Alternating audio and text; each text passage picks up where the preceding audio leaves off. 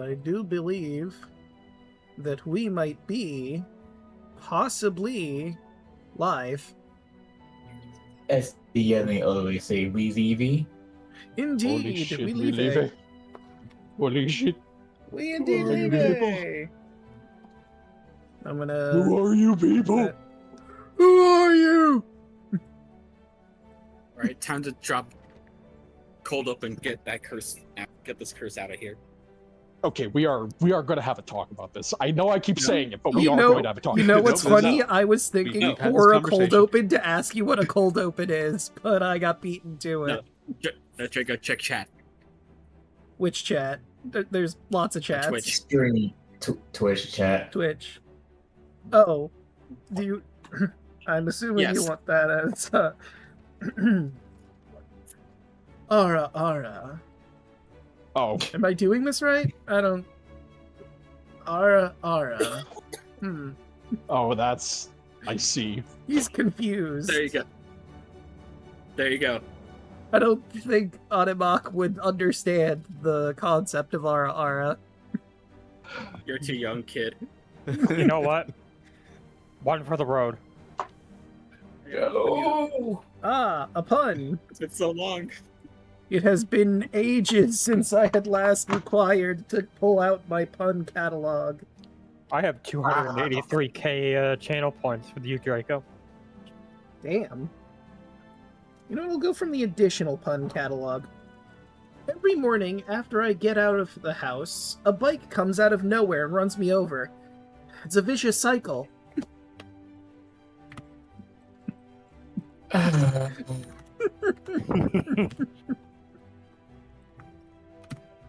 Alright, I have a hypothetical. Okay. Okay, so what would happen? Like, what would be your response if you were riding a bicycle at 80 miles an hour? We?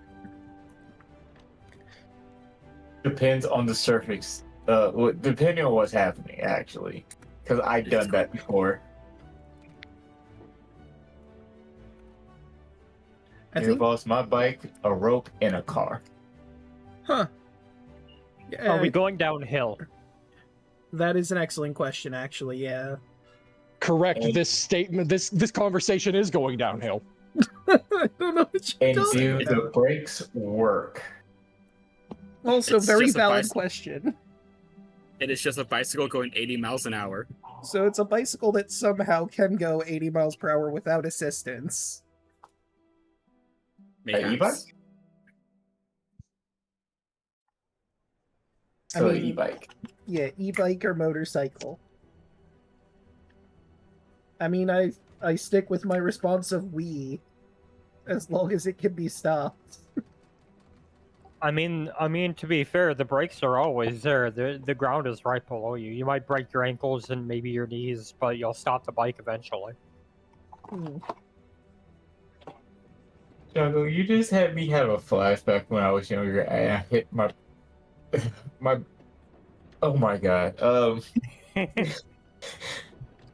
So I actually had it. It's like when I said I was going 85 miles an hour, I actually was going down a hill, being pulled behind a car. My brakes actually broke as I was trying to brake going down the hill, and me trying to figuring how to stop. My face went into a mailbox. Ooh. Mm. And I got suplexed and scorpion onto the ground.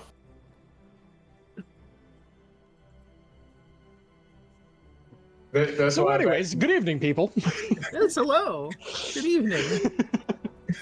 This is the whole idea. More, I'm just making you. Just everything's just gonna be cursed. Yeah. So, anyways, good evening, people. For those tuning in, welcome back to another session of this. Which I don't know how many more of these we got, but at this point, who fucking knows? This could be the last. Or the second to last. Or the third. Or the fourth. Truth be Gonna- told, I ain't got a fucking clue at this moment in time. But regardless, if it ain't clear to see, we are currently down 2 people tonight. Riku has gone off elsewhere, and Yelling is just not here. They are literally gone. They are out of state Vanished. and on a boat. I think I preferred my descriptor of literally gone a little bit more, but yeah, that also works. Oh wait, did I? I'm kidding. Why did I do that? Vanished. There we go. It's that fine. works. We can rock down to Electric Avenue. If I did that, does You that sure can, buddy. change it to... Okay, yeah, that's infinite loop. Okay. Electric Boogaloo is here. I'm just gonna So- fix that real quick. Mm-hmm. Nope, that's my notes. I clicked Sire 1313 and that was my notes. Whoops. Yippee. There you go, chat. You got to see my notes for like a few seconds. They are atrocious. Anywho. Anywho. Are we all ready to get into tonight? I believe so. Yes. Rod, you good? Yeah. Yep. Alright, Draco, you good? Yeah. Alright. In fact, I know I can hear you dying over there. Who are you back? Dan? Arius. Thought Big Gamba had Yeah, finally he's got suffering him. because he's trying to get back into the shoes of Big Grandma. Hmm. But, yeah, buddy. to stay for tonight. Fox is going to be in a bit of a nebulous state. They are going to be here, but not affected by the story at this moment in time. Don't at me. Hmm. In either case, considering that,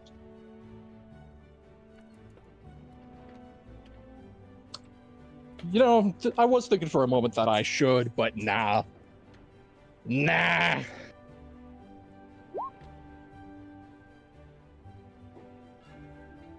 Wapple. Okay. No, I'm kidding. I'm kidding. All right. I was doing that just to psych you out a little bit, but regardless. Previously, as we had left with the morning rail, you all had spent a little bit of time within the bar car, conversing amongst each other, and getting a little bit of information out of the passengers and the employees alike. Where, while you were all conversing and getting ready to head out, the doors opened and introduced a new face in the visage of Pyra. A particular boa is the best way I can put it. An archery specialist that had a bit of an odd introduction with everyone. I.e. baby dinosaur. Or, well, baby dragon. Fucking yeet. Baby Jack. Wagon. He's a baby dragon. Regardless.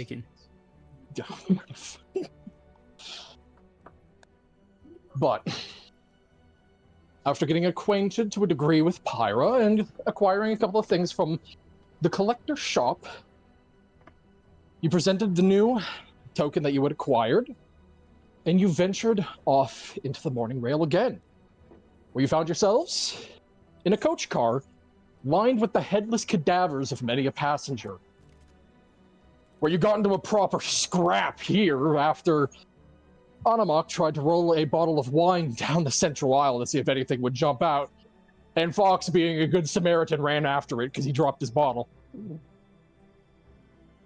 Before he proceeded to get fucking shot. Well, you got into your tussle with the two riflemen that were left behind there, a couple of flame skulls, and two wisps. But, in spite of being fireballed and shot to hell and back, you made it through, caught a breather, and managed to question one of the riflemen just a little bit before you ultimately crushed his skull. After you got some rest, found out a little bit about someone who forsook nation secrets to a bunch of necromancers for vampirism. You decided to leave? And especially decided to leave post-haste once you saw the flame skulls were beginning to reform. After that, that is precisely where we are going to be picking up. As you push through the mist, not once but twice, having wound up back where you started by accident, having grabbed the tattered journal that you collected from this car, you pushed yourself forward and stepped through the mist once again. Where here, you found yourselves stepping into a similar sight. It is another coach car. However, whereas the seats were facing, the backs of the seats were facing towards you, they are instead facing, well, away from you, sorry. Ugh, words. Where they were, the seats themselves were facing away from you. They are now facing towards you. This place, however, unlike the other car, is generally empty, save for 3 figures. To the left and to the right, roughly around midway down the car, you see a pair of what look to be proper guardsmen, standing alert and ready, looking in your direction. We're at the complete opposite side of the car, just a little bit in front of the door, just as you had seen before with the rifleman. You see an individual who is clearly your quarry. The same individual that had been spoken of about before, the very clear sign of what looks to be a curved broadsword slung over their shoulder. A very clear glint of their left leg, which has since been replaced entirely by what looks to be a clockwork machination of brass and steel for a leg, which looks like a proper anatomical leg, but is pure artifice and seems to hiss and whir with some mixture of constructed genius while also arcane influence. Where you can see this individual is currently squat down. Basically, the best way I could describe it's, you know, Slav squatting. I was just thinking of that. Yeah. With the blade currently just resting on his shoulder as he's kind of almost haphazardly tapping it a couple of times. You can see very clearly he's wearing a rather pristine-looking half plate. And as he stands up in his free hand, you see him unholster what looks to be a rather thick and heavy-looking revolver. As I will go ahead and drag you guys over to this map.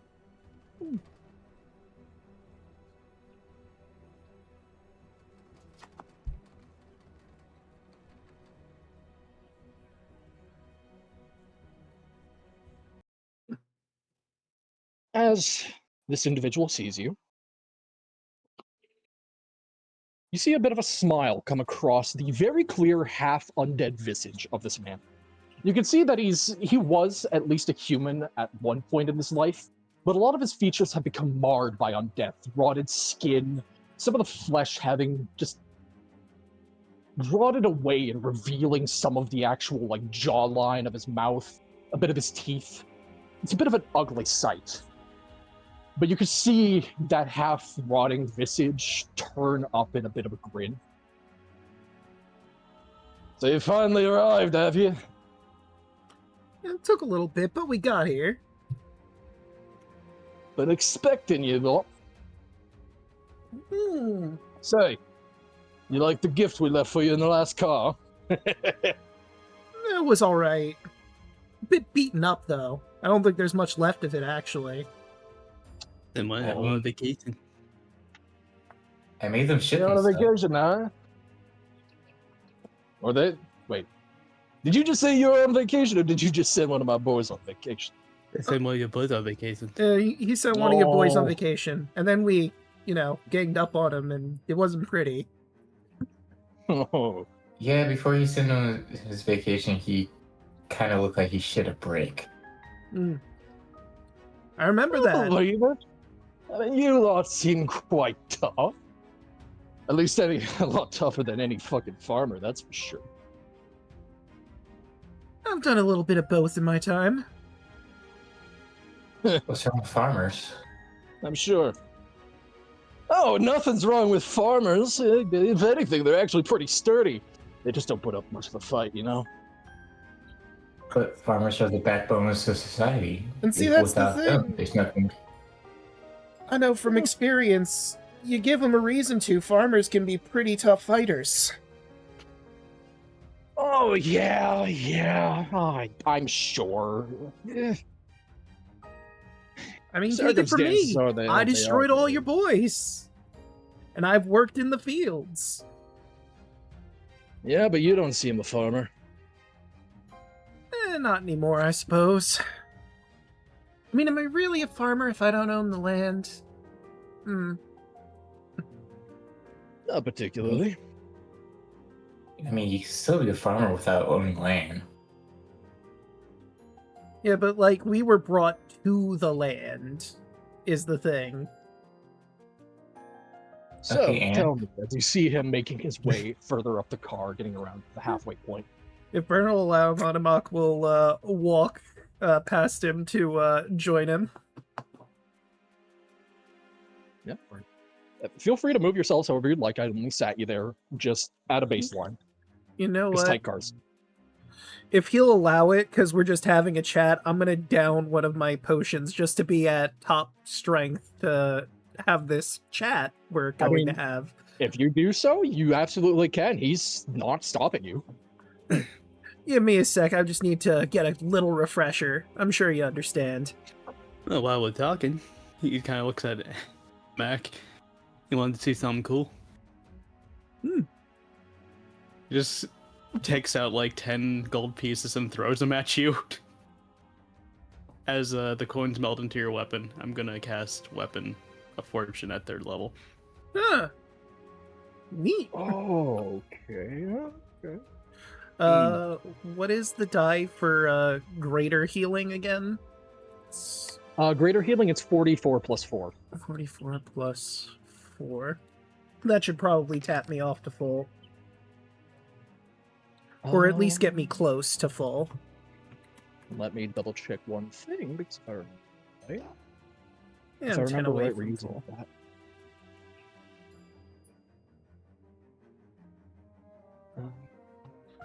You know, it'll also do a regular potion, because I want to fight him at my best. He deserves it. I mean, we're gonna have a chat at my best. Fair enough.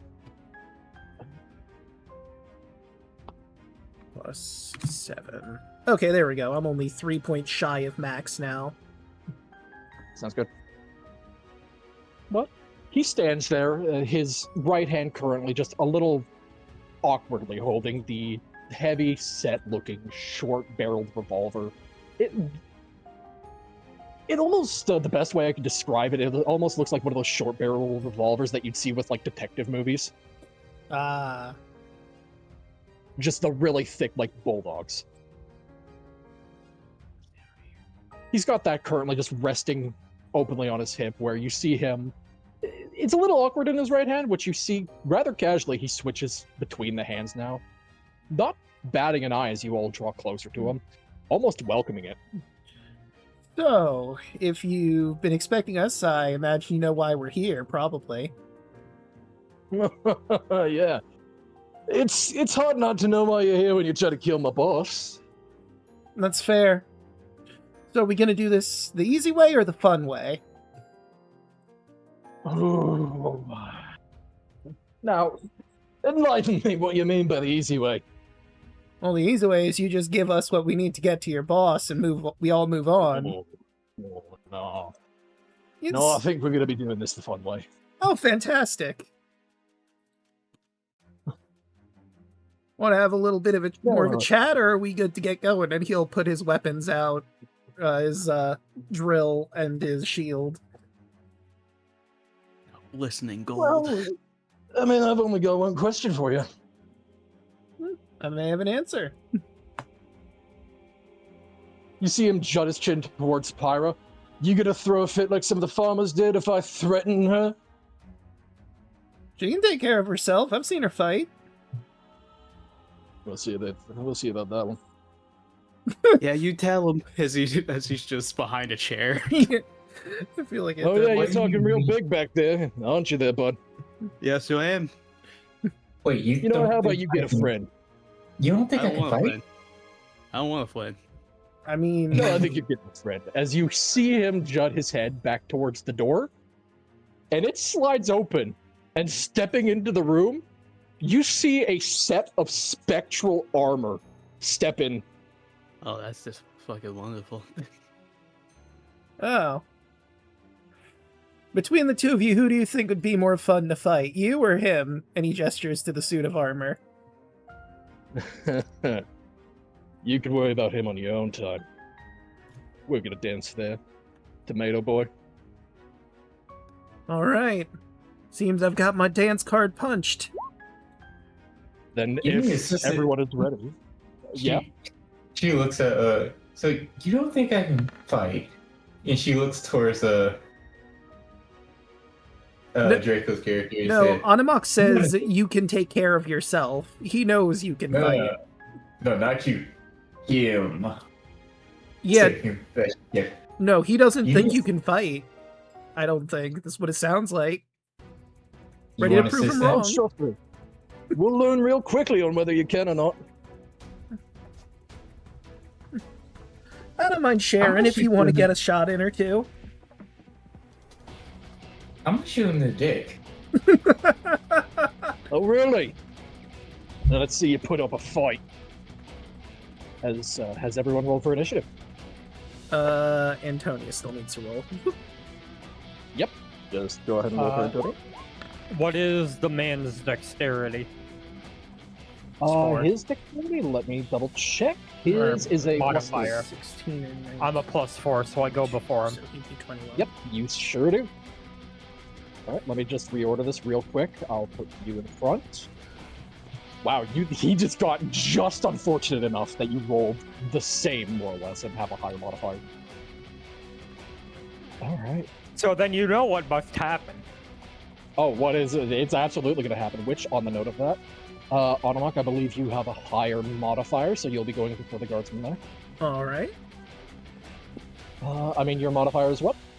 My modifier is +2. Yeah, you'll be going before the guardsman. Okay. All right, and that means the armor's all right. So, as he says this, you know, very clearly, this media is not diminishing the slightest, but you see him ready the curved sword, bring the gun up into a more offensive stance, leaning a little bit forward on his left mechanical leg. You can hear a buzzing and whirring just beginning to kick up from it, as the two guards also unholster a pair of long swords. But none of them get to act first, as you're going to be up here first. Ace, what would you like to do, buddy? Help us motherfucker. So, question. Mhm. Would you allow me to use cunning action to activate the dagger's ability? Because it normally requires Absolutely. an action. Well, I mean, for this case, honestly, fuck it. Let's ball. All right. So Become Ace is gonna head up here. He's just gonna say, Actually, I forgot to do one thing for you. So you don't need to do that because I forgot to show you something. I made a slight adjustment to your dagger. "Ooh, I forgot to share that with you. I am so sorry. There you go. Because I figured it'd be a lot better than what it normally is.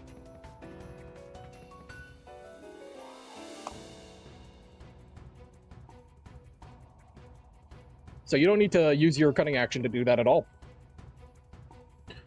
Okay. okay." So it burns the charge whenever I use that ability. Yep, and it's only whenever you hit. Awesome. All right, so Ace is gonna wander up. He's gonna look at the guy and he's just gonna say, Target acquired. Moving to eliminate. And I'm gonna walk up to him. First things first. Let me find my ability. Yeah, as There it you're is. making your way on up, you see him look at you, look past over at the rest of the group. Oh, the fuck's up with this chuckle fuck? I ain't never seen a slick wolf foot. Like, hey, what are you doing? Hey! Alright, so starting at 3rd level, I get the deadliest. I'm deadliest, so I get the drop of my enemies. I have advantage on attack rolls against any creature that hasn't taken a turn in combat yet. In addition, any hit you score against a creature that is surprised is a crit. Not really surprised as a crit, but Okay. as we've stated before, it's going to be an auto crit. Awesome. So he's about to have a bad time. Oh my god. Try to ambush her. First turn of each combat, my walking speed increases by 10 feet. And if I take the attack action on that turn, you can make one additional weapon attack as part of that action, and if it hits, they take an extra D8 of the weapon's damage type. Yeah. And he's gonna pull out you're gonna watch as the dagger extends from underneath his sleeve and move into stab. All right, you got advantage because he hasn't acted yet. 17. A 17 just hits. Whew. All right, so this is gonna be a auto crit, so that's gonna be an additional D4. Yep. So 9 total piercing damage, and then that activates the charge. So I believe he makes to make a con save or take 5 poison damage and half as much on a successful run. And I don't know what That is. DC 15. He succeeds with a 20, so given how he is, he's only going to take 1 point of poison damage. Okay. So he resists poison innately. Wouldn't your sneak attack He go does off too? Because the assassinate advantage. Sure does. Sneak attack goes off, so I'm gonna roll that twice because Double it's damage with the sneak 4d6. attack? Yeah. 18 sneak attack damage. There we That go. message you something, Draco. And then, Let's take. let's not forget, he gets favorite foed. Yeah. So now that's an additional 2d4, which is max damage on that, so that's another 8 damage. Oh, And that's only attack number 1. here comes attack number 2, Electric Boogaloo. I haven't hit yet. Attack numero 2. Uh-huh. You're still going to have advantage. That is going to just miss.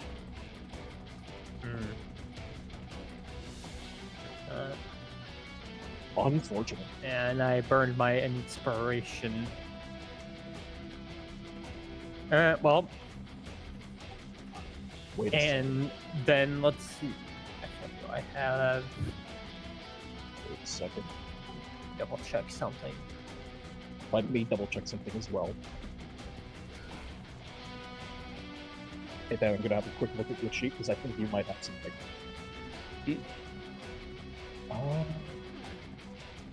Because I need to ask you real quick. Yes. Then, did you take the optional class features for or you wanted to? I believe I did. Okay. Because if so, that means you can use Inspiring Sting in this moment. Oh, right. What does that do again? I opened up the wrong thing. Just give me 1 quick second. Because you did forget to add it to your sheet, but I remembered that we talked about it before. We did. Okay. That's that. Let me find it real quick. I am so sorry. Oh, there we go. Inspiring Sting. Bar. There you are. When a creature within 30 feet of you, are you within 30 feet of the Gamba? I think he might be just outside the range. Damn it, 40 feet. Alright, never mind. But that's a good reminder, though. Thank you for that. However, though, I will cunning action to disengage. A good idea. Fair. Let me do a quick measure check. You still landed a pretty good first hit. You've got Oh, 10 feet of yeah. movement left. 20.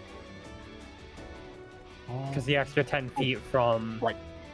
Yeah, you got 20 left. All right. Might be. So he's just going to slip right back here. Fair enough. And All that's right, that's going to be your turn. Yep. All right. You see him looking down at the point where you stabbed him, you know, just in between like the space of his half plate. You see him look back up. Well, that's fucking rude. I was having a bit of a chat. I'm not even focused. You know what? I'll get to you later. The rest of you.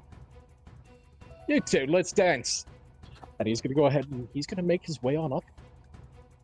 And attack? Yeah. Yeah, he's gonna make his 4 attacks. Okay. But before he does...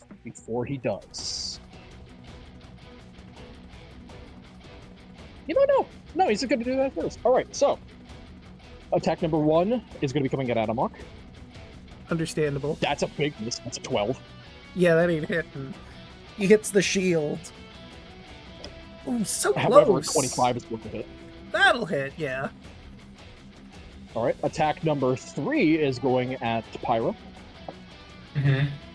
which is going to miss with a 10. And he's going to miss with his revolver with a 9. I see how it is. She's just going to knee the revolver straight up. All right, so you see him bring the curved sword up. You see him like rush forward quickly, the way he is. Take one swing, which bounces off of your shield. You see him take a step back. You hear a minor, like almost sonic boom, like just a thunderous detonation from his mechanical leg before he suddenly pivots and catches you in the side. Which, Anamok, you are going to take 17 slashing damage. Okay. Respectable. As he's going to catch you once with the broadsword. There goes all that health I healed up. Yep, unfortunately. Then, in the momentum of following up with that, he goes to swing at you, Pyra, but you back up, and as you see him quickly bring the revolver up, you duck underneath, and the shot just goes whizzing over your head and right past your shoulder there, Bird, into the roof. Oh, well, that's quite a minute. All right. That's good. Performance anxiety, I guess. No, I see what it Let's see. is. You're too pretty for him. He can't keep in control of himself, I guess. Bonus action. He is going to take a defensive stance. Then, he is going to use Quick Surge to take another bonus action. Okay. Oh, okay. And you see him bring the blade up and slam it down into his shadow. And I am going to need Big Gamba, Burn, and... You know what, you, Pyra? I'm going to need all 3 of you to make charisma saving throws. Oh, no. Oh, wait. Oh. Constitution saving throw. I am so sorry. Oh, I read the wrong part. Okay. 23. Which, for you, Burn, I mean, you rolled high regard. Oh, Pyra. Oh, that is unfortunate. Yeah. You see him bring the blade down, slamming it between his feet into his own shadow. And the two of you feel an almost strange chill run up your spine. As Pyra, you in particular, you feel a stomach-churning uneasiness. Your movement speed is going to be reduced to half until the end of his next turn. And unfortunately, because you failed, this is the part where I misread. Oh, and that's the worst. Your charisma score is going to be reduced by 4. Ooh. And that is going to be Josiah's turn. As you see him taking this battle-ready stance, As Anamok, it is your turn with a guardsman on deck, and burn after that. Unmuck will look to Bird. You got the plank. You got the metal man over there. Let's go to work. All right. Let's go to work. Unmuck's going to. You're gonna watch Pyre because I don't think you've seen this yet. His cape flutters behind him and then forms into wings. And I'm going to use, I believe it's 1 focus point for Cunning Vertical, which I will ironically use to move vertically up 20 feet. Mhm. And then I'm going to slam down into him 20 feet. Cunning vertical is for disengaging. Yeah, that's what I meant. I disengaged so he wouldn't attack me while I flew up. Yep. And I'm flying up 20 feet so I can get my dash from the drill, so I can get my drill attack. Yep. Here's another important part of the spell that I would cast on your weapon. So that is going to. And then That's going to be your bonus action if you do Cunning Vertical. Yep, that one. Actually, let's ahead, see. I can. Would I have the movement for that? Because I just realized. No, I wouldn't. So I'll go up 15 feet, so I won't get the explosion out of it, but I will get my Hobgoblin dash from it. And because of the spell cast on my drill, I roll a flat d20, and we see if it hits or not. That Yep, on a 1-10 it automatically misses. On 11 to 20 it automatically hits. So that would technically be a 10, because I realized there was a +1 that shouldn't have been there. So that one Yes, so is a And it's going to miss. Alright. Extra attack. Ugh, that's a 3. Action, or not action surge, dragon surge, excuse me. I'm gonna try again. Alright, that's going to be 4 points. I did upcast it, so it doesn't go away after the 3rd failure. Oh my god! It goes away with a 1, though. Damn. On a result of 1 or a 3rd miss. Damn. That's just unfortunate. And unfortunately, it also prevents you Like- from attacking for the rest of the turn with that weapon. Within 30 feet fails Uninspiring. attack roll. You can use your reaction to have them roll equal to your bardic inspiration at the result, possibly changing the outcome. So, what is your bardic die? That It's 8. well, hold on. Would it work like that? I don't think it would for this because this is a flat D20. Okay. Dang. Fuck. That sucks. That is unfortunate. Wow, the Here rolls. goes that spell slot. Alright, I am recklessly attacking, so that's gonna be an 18. Well, actually, before anything else, Mm-hmm. because I know you had 3 before. Do you have 1 inspiration left? Because I will let you re-roll the D20 for the weapon of fortune. You know, I do still have it on here. I think I have exactly 1 left. All right, That is a 15 to hit. then it will automatically hit, and weapon of fortune is still active. Okay, so I guess I'll roll, or I'll just use this because that'll have it. So that's 6 piercing, 2 fire, and it gives me double the dice from Weapon of Fortune, so that's an additional 11 piercing and 2 fire. Consistency of the fire, I see. Okay, I just need to check one thing. And you upcast it. Does that another extra, or is it just that? I think it's just that when I upcast it. Okay, gotcha. You upcast at higher levels. So that's from those. And then technically the Weapon of Fortune would still be going, right? So I can do Yeah, it it's one more 10 time. minutes. Woo! There we okay, go, so a I see 19. after you chose the D20 result for a successful hit is lowered by. Oh! It's lowered by 10. Wait, what result of 10 or less is not? That kind of failure. Okay, well, which upcasting option were you choosing?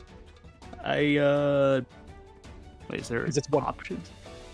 Yeah, it's you'd have to choose if you wanted me to get the double the damage dice or one of the other ones. Choose one. Oh, one of the following effects. I see. I thought it was just ongoing. No, one of the following ones. That makes sense.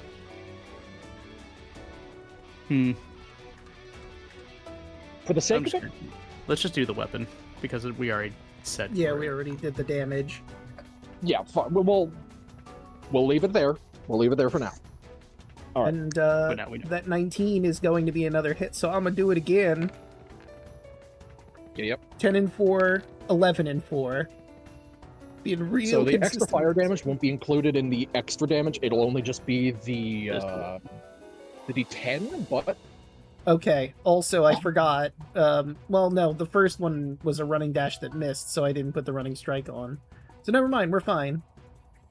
it's all good. So that's going to be 17, 19, 30, 40 points of damage. Well, 44 points of damage. Solid. Okay, let me just go mark that off. All confusion aside now, good lord. All Figuring right. stuff out. Yeah.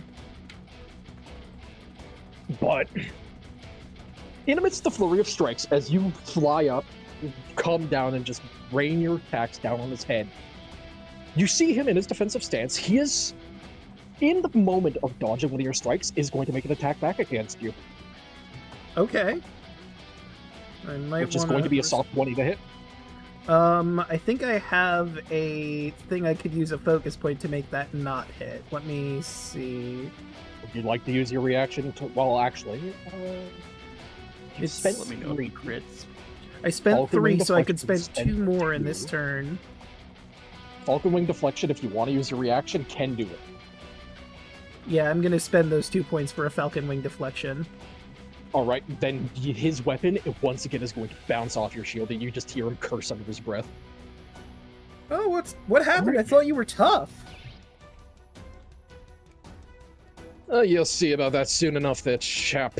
Hmm. Alright, is that going to be your turn? Yep, that'll be me. Alright. It is this guardsman's turn.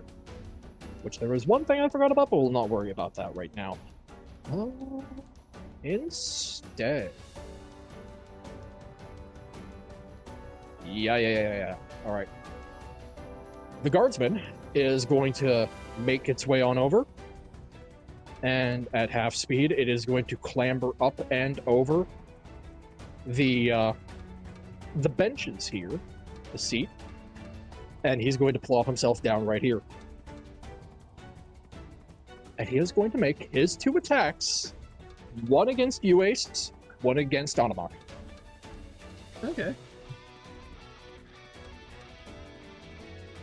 That's a natural 20 to hit you, Ace. Ooh. Okay. This is going to hurt. Wait, did you say a natural 20? Uh-huh. I'm going to cast Power Word Misfortune as a reaction. Okay. If a creature scores a critical hit within range, you can speed a word of power. Yeah, that's range 60. That doesn't. It's reduced to being a normal hit. And one other creature you choose within range receives their good luck. Alright, getting a bonus to that. Alright. So you are going to rob this boy of his crit. You see his form kind of glitch a bit as he kind of looks sort of like the Elden Beast for a moment, and then he turns back to his normal big Gambus self as he just absorbs the luck out of him and shoots it right back into the robot. That's so fair. Alright. It's a good thing you did this, because this would have hurt. So that's going to be 17 points of force damage. And then he's going to make a second attack against Anamak. And he's going to miss with a 12. Yeah, that's not gonna do it. Alright, and that is going to be that guard's turn. It's time to get to work. Alright. See, I was gonna run towards this big armor, but it needs to come to us. So Big Gamma Antonius form up. As Burn just looks back to this guardsman, cracks his neck. Bonus action. Uh-oh. I'm activating the shroud. Ooh. Uh-oh. And I'm just gonna start wailing on this guardsman. First hit. The cha-cha. 24. A 24 is going to hit. So it begins. 14 damage. Oh, that hurts. 13 on the second hit. That is going to miss. It was, in fact, not real smooth. Alright. That's That's my still turn. That's your But turn. however, any enemy that starts a turn within 10 feet of me, they... Well, actually, not that it'll... Well, maybe it'll matter. Any creature that has gotten hit, they cannot heal. And its movement, and all enemies within 10 feet of me have minus 10 movement speed, so I'll just put a small aura on myself. All right. So he's going to have a reduction of 10 feet. All right, good to know. All right, that's going to be your turn? Yep. Yeah, he is definitely within your radius aura, yeah. All right. That is your turn, Big Gamba. It is your turn with Pyro on deck. All right. Well, And Antonius after Big that. Gamba's gonna hold his finger up to the sky and just say, "All right, let's go gambling." As he a runic circle, almost fairy tale like, of a roulette wheel shows up around him. Almost kind of like a clock with like numbers on them as he casts slow. Oh. I see. So yeah, that'll hit her. Yeah, I want. The 6 creature in a 40-foot cube. No. It would be less than that in terms of size. It would be 20 feet because it's a full 40 cube. Yeah, Gotcha. so it'd be like Be like, 40, oh, that's a square. 5, you are 10, 15, 20, 25, 30, 35, 40. 5, 10, 15, 20, 25, 30, 35, 40. Like, I think it'd be like Alright, so- that. That hits most of them, so I'm good with that. Alright, so something like this. I think Yeah, so. you leaving Armor Boy out of the fun. Gonna have to, unfortunately. All right, so all of them are going to need to make a wisdom saving throw. Gotcha. All right, guardsman one over here who just attacked, and you robbed his crit from. That's an 11. He is slowed. Guardsman over here got a natural 20. He is not slowed. Josiah, you're going to have advantage on this, buddy. Let's see if you're slowed. He got a 22. Dang. So only the crit boy got slowed. Well, I think it's time to panic. Well, I have something Warm that up. might help, but I don't know if it'll work. So, we'll see. No, I think it's time to call in one of my favorites. As a bonus action, I'm gonna throw down a stone. Oh, you're doing it? Yeah, I'm doing it. Uh-oh. All right, where are you putting him? I'll put him right over here. In front of the armor? Yeah. Okay. As you all hear Big Gamba say, I'm calling it one of my favors, as you see him throw down a stone, and in just a very prominent... You watch as a finely dressed orc manifests. You see this large, muscular man in a fucking bowler cap who just kind of blinks, looks around. Oh shit, where the You! Hey, what's up, Perry? Call in one of my man, favorites. what the fuck is it? What have you brought me into? Hey, you know you owe me. I'm gonna need you to fight that armor for me. Just You see points to the Draco. spectral armor behind him. You see him turn and look slowly at the armor. Oh, fucking fine. I appreciate it. Thanks, Perry. Uh-huh. You have to roll him into initiative now. No, you come here. You come here, armor boy.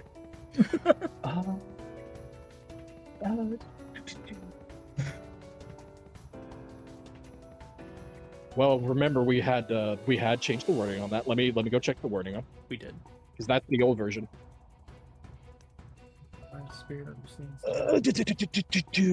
Okay.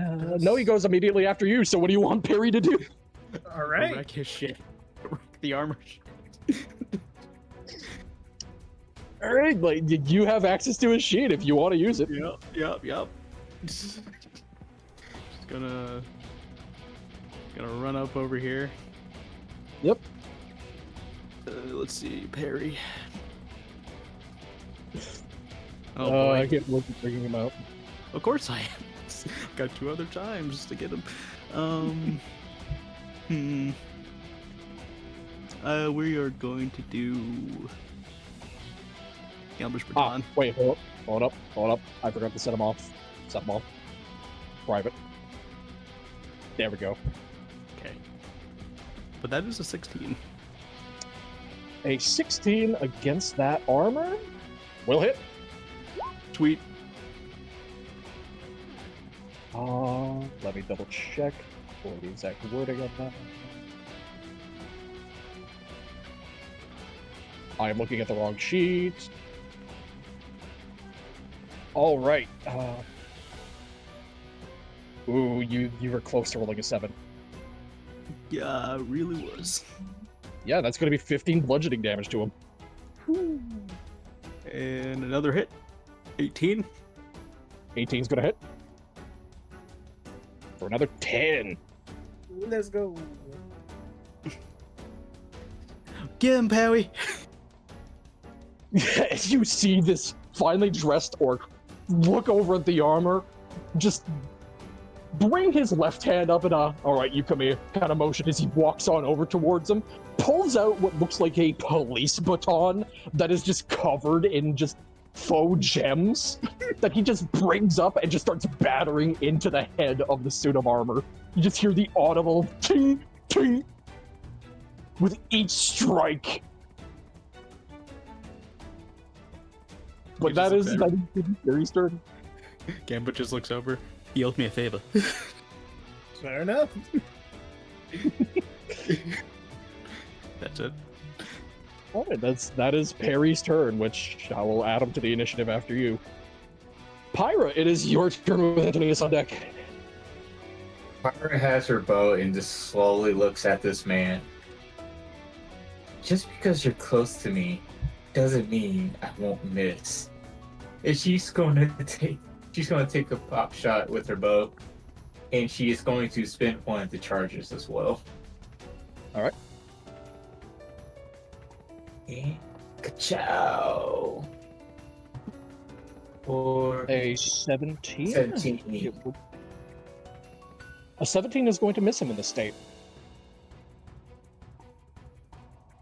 And he is going to use his reaction to make an attack it back against you. Well, his second of 3 that he can for this. Is 3. I did not know he has multiple reactions. Fuck. I don't think a 15 is going to hit you, though. 15? No.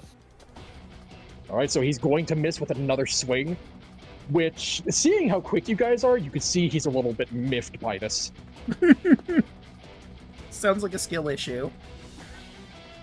Not to mention that an orc just appeared on the field. Yep. Alright, but that's attack number 1. Attack number 2. Attack number 2. Going to spin another charge.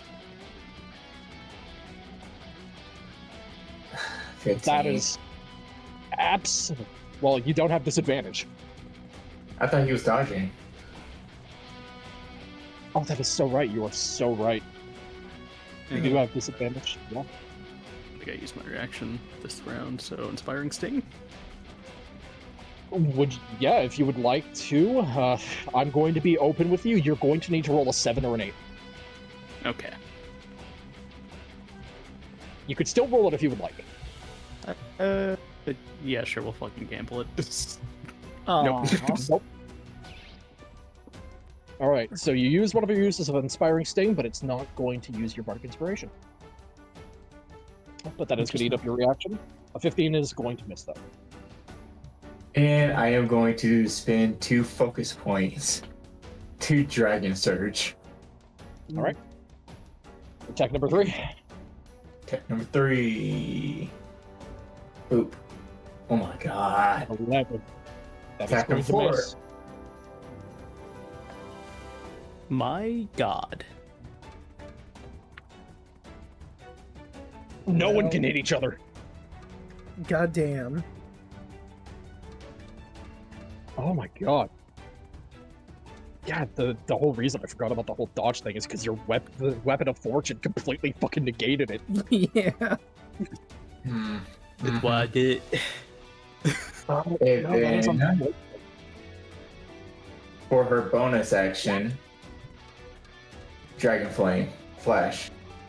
All right, fucking get him For this, out of Garo. so I had a question too. Since it is counted as a level 3, and it said I may choose an additional target with the range and may use different energy types. Can I do 3 of them towards him? No, if you're using that, you would have to. It would have to be against creatures other than the initial target. Okay, I mean, we are in So a I'll target-rich do- environment. I'll do one at him, and then Okay. one at him. Okay, you'll only have disadvantage on your attack roll against him. Okay. And they will all be lightning. Gotcha. All right, so it's going to be base chromatic arrow targeting all 3. Sounds good. This is the first one's for him. All right, that one's going to be at disadvantage. Is going to miss. That going The here. other 2, not going to have disadvantage. 22. A 22 is absolutely going to hit, especially with his reduced AC. For 13 lightning. And then third one here. Point number 3. 10. Oh my lord, that is going to miss. What's with the Sword Saint's rolls all of a sudden? Damn. I have no idea. He's not rolling any better. I have no idea. If he never The only one who's died, confidently rolling is this boy over here, and he had his crit robbed from him. That's damn right. if he didn't dodge, I would. If he didn't dodge, I would have hit him. All right. Yeah. That gonna be your turn? Yes. It is Antonius' turn with the other guardsmen on deck. Antonius is gonna run behind Big Gamba so he's not anywhere near the guards. And he's going to upcast Blindness Deafness and try to make him and him blind since they're not slowed. Okay. Gonna be con saves All right, for he's not both. gonna have advantage on this one, so this is just gonna be a con save for. Uh-oh. He fails with a 14. And he's blind. All right, guard boy, other number 2. What about you? He fails with a 13. Fantastic. Antonius has a smug look on his face as he ducks behind the chair with Big Gamba. Oh no, and he's just going to be blind unless he succeeds at the end of his turn. Oh my god. Does he Uh-oh. hit Would the stuff inspire now? anyone? Oh, that's a good point. Let's see. Ace is next, but let's give inspiration to did Big Gamba give inspiration to Ace already? Did not. Oh, I summoned my well, he has what is it? Advantage, I think. it's something like that. I know you gave him You brought- something. You gave him something for robbing the crit. Yeah, bonus on their next attack roll, saving throw ability check. Oh wait, I never restored this. After the short rest, does Bardic Inspirations come back? Yes. Okay, so he would have shit. 4. Alright, so you know what? I will also throw a Bardic Inspiration Ace's way too. Ace is gonna have a bardic inspiration. All right, good to know. Yeah, he just That gonna be gets a Oh, sorry. No, it's all good. Just gonna say that he gets a bonus for 1 minute equal to half the proficiency bonus, rounded down. From Yeah. the enemy that you Howard. stole that from, right? Yeah, correct. Power word was very fortunate. It's a +1 bonus. Okay. So then, yeah, absolutely giving it the Bardic Inspiration on top of that. All right, sounds good. All right, then Ace, on top of having a +1 bonus on your turn, you'll also have a Bardic Inspiration. Neat. And it's Alright. eloquent inspiration, so even if you miss with it, you don't you don't You don't lose it. expend. Yep. Yep, Eloquence you is just get so it back. good. Eloquence is amazing. All right. It is a good one. Broken.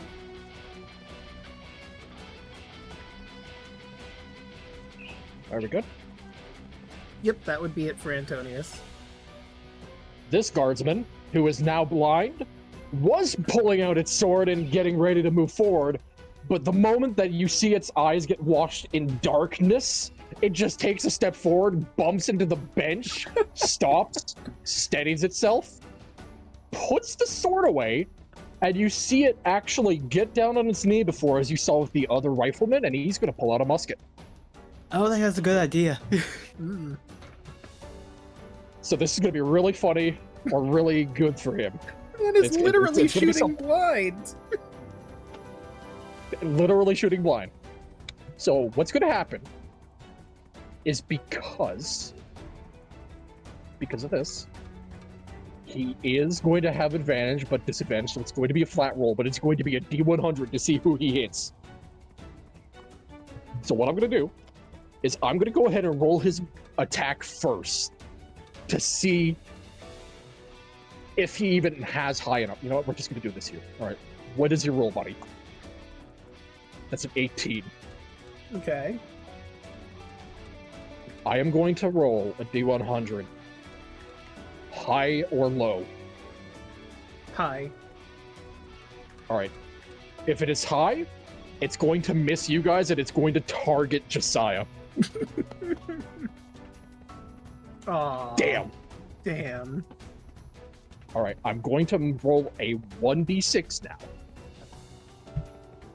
On a 1 to 2, it's going to be a targeted Pyra. On a 3 to 4, it's going to be an Ace. On a 5 to 6, it's going to be an Animok. High Ace. So that'll meet actually. All right, so it will just hit. So because he didn't have advantage, so he's not going to deal extra damage. You, my friend, are only going to take... I forgot to set it back. You're going to take 7 force damage. Alright. As somehow, in spite of firing blind, he manages to actually let loose the fire, like let loose the shot, just at a moment as Josiah, in spite of also being blind, ducks down, and it catches you in the shoulder. That is going to be its turn, because it's not moving, and I'm going to go ahead and make its Constitution saving throw to see if it is no longer blinded. Hell of a shot. That's a lucky shot. Hey, that's Big Gamba's thing. Get your own thing. That's a Yeah, 7. that's mine. He's still What the blinded. fuck? He is still very blinded. Fantastic. Now it's time for the suit of armor. Oh, buddy, you're getting wailed on over here. Hi, Barry. Yeah, what do you want? Like, fuck off. How about? Now you owe me a thing. Yeah, but I didn't think Favor was going to include this shit. Too bad. You didn't specify. Ooh. You didn't have any money, so this is what you paid me with. Whoa, you're going to regret it. Ah, you love me. I just imagine Josiah's just standing here blind and hearing all this going, what the fuck is up with these guys? Yes, surprisingly, especially since going blind, a lot of the smugness is gone and he's being deadly quiet. Ah, you love me. No, the fuck I don't. Yeah, he loves me. Alright. Alright. Alright. We're an unusual party. Mhm. It is going to make one of its 3 attacks against Perry. It is going to reach out. It is going to try to touch him.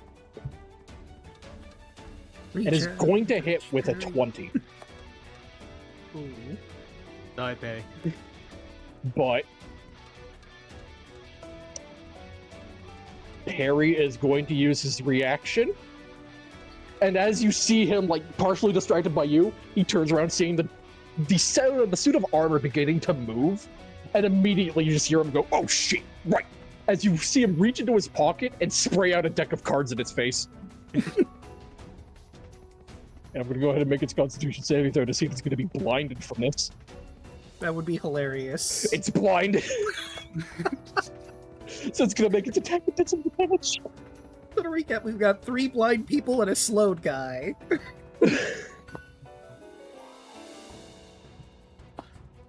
Oh, 14 is going to miss. So now it goes to reach out and touch him, just gets sprayed in the face with cards, and it catches nothing but air.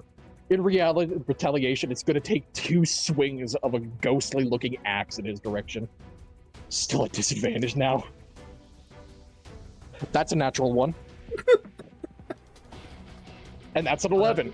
All right, so it catches nothing but air. All right, more. You know we have to do the thing. Yep. Yep.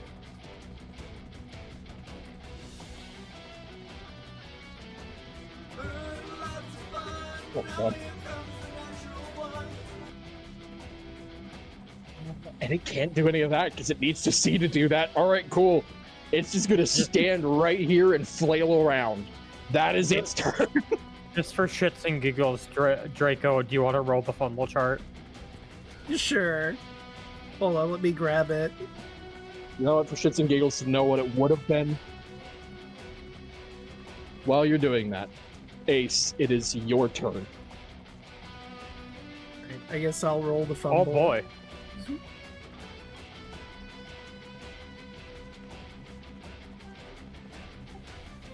So, Ace, looking around at the battlefield, is gonna, make a tactical decision. He's just gonna say, reevaluating situation. Plan activated. And y'all watch as he's gonna pull out a potion bottle. And the mouth panel is going to open just enough. He's going to pour the liquid into his mouth area. And y'all are going to watch as his form almost looks like it's like, like what metal looks like when it's being heated up.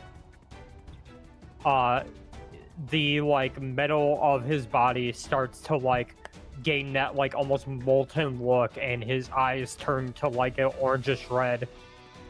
And Mort, you know what's about to happen. Ace is gonna turn to our friend here and is just gonna let out a massive beam of fire. Ooh. You know what? For the As sake I of use this, the potion of fire breath. you sure are, buddy. And normally, while they wouldn't, I'm gonna give him disadvantage on this.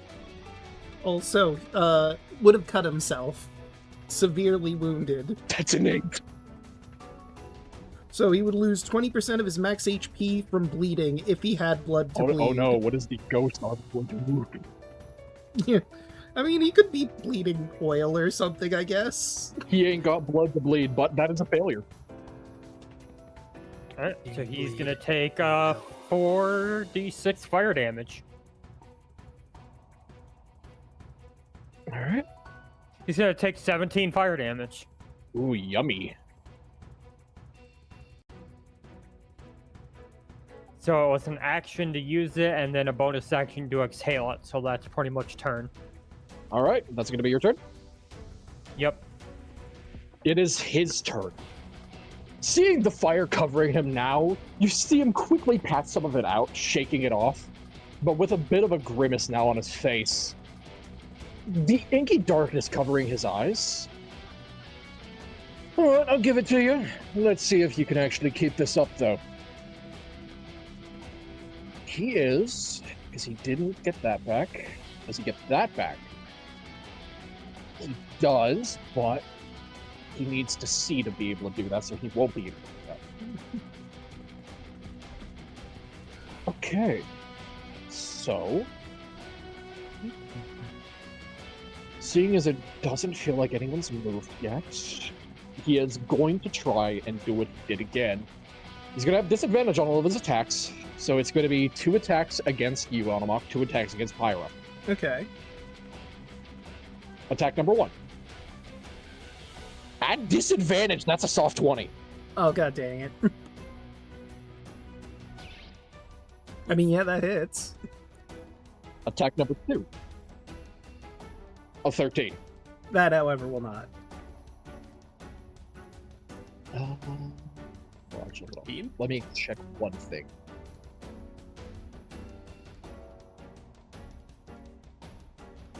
Oh. Did the connection just suddenly get weird? Oh, hello? Not for me. I think Draco's delayed again. Oh. There he is. Are you okay? Can you hear me? Hello?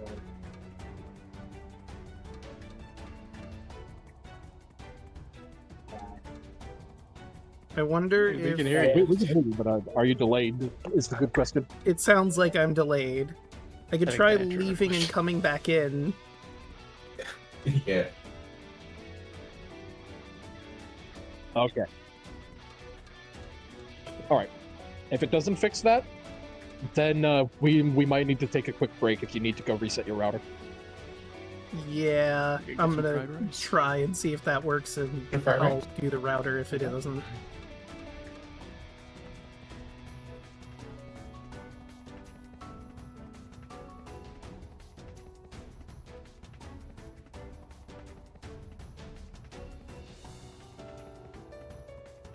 Okay, let's see. Hopefully this works.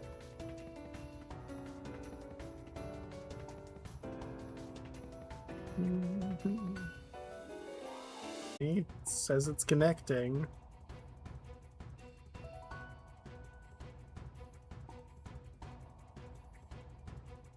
Okay, I think I'm back.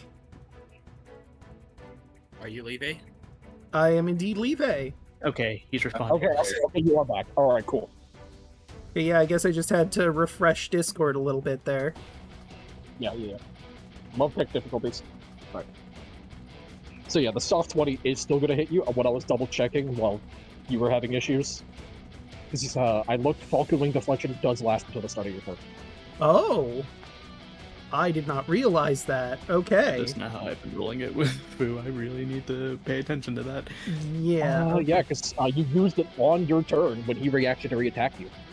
So let's see, that's my proficiency bonus added in, right? That's what it does. It adds my proficiency That bonus. turns your AC into a soft 20. God, Source State is so Yeah, fucking so cool. it would hit. Exactly what you roll. But he's going to just hit you with the first one. Okay. All right. Attack number 2 missed with the 13. Attack number 3 against Pyra. That's a natural 1. And attack number 4 with Revolver.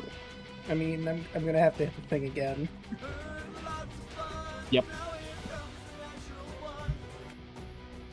Which is also going to miss with a 12. So he's only going to get one more hit in. But it is going to hit you, Anamok. All And right. you are going to take... Wow, okay, that was almost piss poor damage. You're going to take 13 slashing damage. Okay.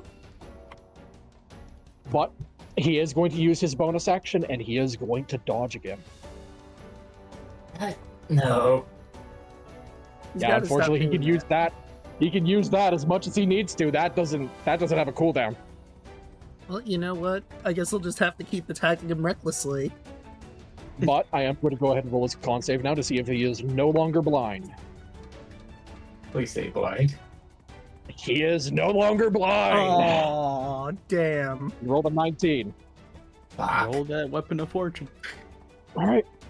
Then, as you see the darkness leave his eyes, and as your turn comes into fruition here, Anamok, you see a smile return to his face. All right. You had the upper hand for a second there, I'll give you that, but we're not done playing yet. I mean, Besides, you still haven't seen all our tricks. wow, being blind really held you back, huh?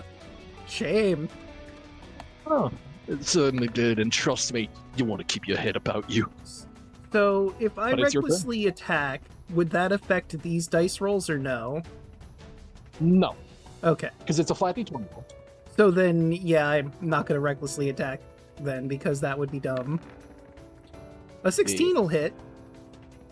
A 16 will automatically hit, yep, And let's see. which deals 1 extra damage dice. So that's 13 and 7 and 11. Alright, so that's 1 extra damage dice, so that's going to be 20 for the first bit with another 6, because it doesn't have the extra modifier. And because I've got the focus points for it, you guessed it, another Dragon Surge is coming out.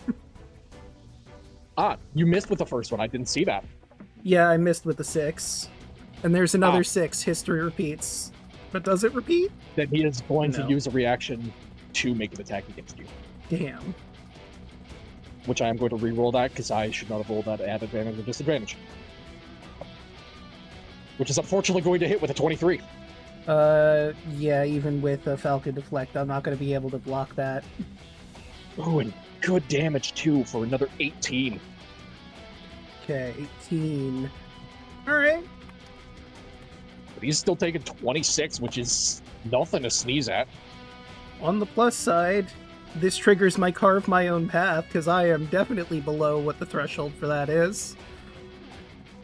But would that Yep, affect I the do. D20 rolls? I don't know, because pop-up cover your own path if you wouldn't mind. Yeah, let me grab... carve your own path. There it is. Oh, when you have fewer than half. This one, 3 focus points as a bonus action at half your focus points and down to 12 seconds. Not particularly, Okay, because so... this is just a flat d20 roll because of Weapon of Fortune. Yeah, then I'm definitely not going to spend the focus points for carve your own path. Which I think, given that last d20 roll, given that last attack, that would probably be the last one to end Weapon of Fortune. Okay. Alright, so let's see. I've got a bonus action still. I could down a greater healing potion since I could still proc carve your own path, but it doesn't really do anything for me at this moment, so yeah, I'll heal up a little bit. All right, Was it the third one that he made miss? that was the third one Yeah, just for this turn alone, Gotcha. with a combined total of what would have been 5, so it would have been probably 1 over. So even so, all right, 16. Okay, so... Alright. Not too bad. Good heal. And did I remove? I had... Yeah, I removed it already. Okay. And that'll be it for me. Good deal. All right. Hey, Broden, if you wouldn't mind, pop up Spirit Shroud for me again, Berlio. Yes. It is Guard Boy's turn. Okay, until the spell ends, it's any entire. Okay. So right now he just has reduced speed and he cannot heal. Yeah. All right, good to know. All right, so It'll also on affect top of being Josiah, slow, he's super slow. So for his one attack this turn, I think he's going to try an Ethereal Blade U-burn, and he's not going to have advantage. Okay. This is going to go great. Surprisingly, he rolled a 20. Not a natural 20, but a total 20. Can I use Golden Defense on myself?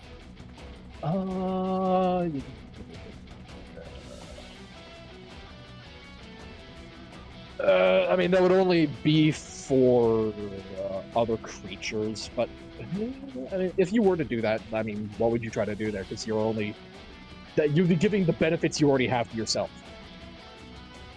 So I can't add my additional 2 as a reaction. No. Alright, never mind. Yeah, so he just hits. All right. He doesn't have advantage, so it's only just going to be the 1 damage dice, which he is two-handing the weapon. You're going to take 4 force damage.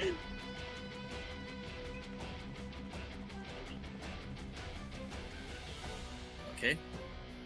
Anything else or just that? Well, on initiative count 20, you all hear a sudden high-pitched metallic whine as you see Josiah get down into a lower stance. As you look forward towards the front of the car, you see a thin sheet of metal immediately begin rocketing in your direction. As I'm going to need everyone to make a dexterity saving throw. Like from the last coach car. It's just active here.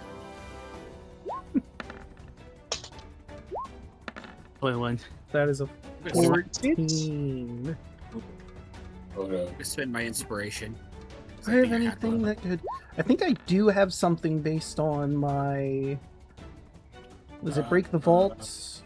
Make a melee weapon, this can spend 1 point, gravity, 40 results. So, anyone who got a 13 or lower is going to fail. Okay. Hold on. Oh, right, I never rolled for Antonius. Hold on. Yep, roll for totals. Yeah, hold on, let me roll for parry. This, 17. this is save or suck, and yes, please roll for parry. I'm going to also roll for the 2 guardsmen. And they are, I'm spending my inspiration on this one. which actually, this is going to be really funny. Parry just Because I just saving throw for the guard to see if he's slowed, to see if he's going to have a negative modifier to his dex save. Okay, that works. Just for my inspiration. Actually, I'm not failing this. I have the bardic inspiration, right? You do, if you'd like yes. to use it now, by all means. Okay. And it's a D8. Yes. Yep. Go to 11, so you're passed already. That is a success. Yep. So that's gonna be a 15. All right, so the only one taking this damage is Pyra. No, No, Pyra used my- inspiration. Yep, never mind. Sorry. You used your inspiration to reroll. My bad. Yep. So no one in the party is going to be taking this damage. Slowed guardsman is taking this damage. Well, actually, I need to roll for him real quick because I didn't roll his dex save. Yeah, he's Don't taking he this automatically damage. fail his dex save? Two. Slowly gives you a -2 to saves. Oh. Yeah, so it turned his 4 into a 2. The one who is still blind is going to have disadvantage. And I think you might have been thinking of restrained. Restrained makes it so you fail dex saves automatically. Yeah, that's right. That's a 3, so he's going to fail. And the armor in the back. What about you, buddy? Are you going to fail your dex save? You're not going to have disadvantage, so what about you? Would be You succeeded, so, alright. It would have been He is so blind, funny if they got the all card. failed. It's true. Blind he is doesn't still- actually automatically give disadvantage. Okay, gotcha. I mean, I guess he could hear the blade coming, so... Yeah, I'm only giving that guard disadvantage because he had his back turned towards it. We're entirely focused on y'all. Did Perry roll? Yeah, I did. He succeeded. Okay. So the 2 guardsmen are going to take this damage. As you watch the metallic blade just go zipping past, as you watch the otherwise pristine walls of this car rather quickly become like the last ones. And you feel a weird rumble in the ground moments afterwards as the blade has passed. But nothing has happened to the majority of you. This guy, however, Man, your guards suck. and that guy is... Yeah, that's gonna hurt. Holy shit. Alright. That is initiative count 20. Burn, it is your turn with Big Gamble on deck. Alright, first things first, because a lot of things was happening in the last guy's turn. So I roll a con save. I maintain concentration. Yep. You know what? Let's create a murder sandwich. Delicious. Oh. Alright, so it's going to be a flat roll if you attack him. Alright. Let's see if this works. Crisscross. Crit. Oh, That's great. As he takes 25 damage. Oh, that's tasty. Ooh. Second hit, crisscross. Only at 16. A 16 is going to miss, and he is going to, as a reaction, make an attack back against you. Okay. And is going to miss with a 13. Buddy, you need to roll better. All right. You're only hitting on a mock. All right. Bonus That's action. fine, Let's I'm go a to tank. work. 24. He is going to end his dodge action early, as he is going to use his reaction and swap places with this guard. aw, running And you see away. him I see look how it over his is. shoulder, feeling the weight of your tail coming down on top of him. You see him immediately. No, I don't think about that one, Chief. As you watch him disappear into his own shadow and popping up out of where he was standing, you see the other guard, which is going to hit him now. For 15 damage. And that is very much going to kill this guard. As blind and unawares stands up, ready to shoot the musket after having gotten, slammed upside the back by the large blade. Very clearly wounded, you just bring your tail up, slam it down on his head, and he just crumples underneath the weight of your strike. I still have a last little bit of movement, and I just walk straight up to him. There's just no words. Oh, well, you're no fun. Again, your Don't team worry. sucks. All right, fine. I might not be able to be the one to take you lot out, but I can at least wound you a little bit more before Vivian gets her hands on you. Haven't even touched me yet. Big gamble. Gamba's It's- gonna just peek that's his head good. out. Hmm. Yeah, just real quick, that your turn, Bird? Yep. All right, big gamble. He's gonna peek his head out. Then he's just gonna look at the armor, then at this guy, then at the armor. Yeah, you think you got that one? Sorry, fucking what? Do you think you got that armor? You're leaving me. You know what? You know what? Fuck you. I'm gonna do it now out of spite. I mean, alright. I mean, if I can. You're the one that owes me, remember? How about you stop saying it? No. You still owe me 2 more favors after this. Oh, fuck off. As he is just going, his the veins on his arm start to glow gold as he presses his hand on the ground, as like this vine of like golden energy goes towards this guy, and golden chains start to like surround him as I'm gonna cast Hold Person. Oh, hell yeah. Ooh, all right. This is gonna affect him. He is gonna have advantage on this, though. Fuck you when you're And biffs it with a 12. Here we go. as the chains just wrap around him. It looks like you're in debt now. Uh-oh. Uh-oh. Thanks for All right. setting him up. I think Pyra and I can take it from here. Oh, no problem. Beat his ass. You see him, just that smug smiles completely gone on his face now as you just see the pure shock of, uh-oh. And for my bonus action, I'm going to give Hanamok a Bardic Inspiration. He gives him a wink as some sparkling gold dust comes out. Appreciate that. All right.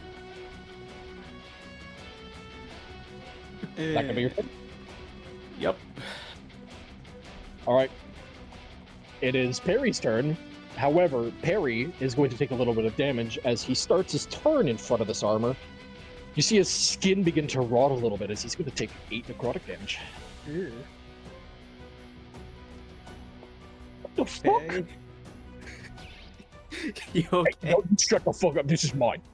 Okay. I He's can't my believe best Perry mate. has. I can't believe Perry has eczema.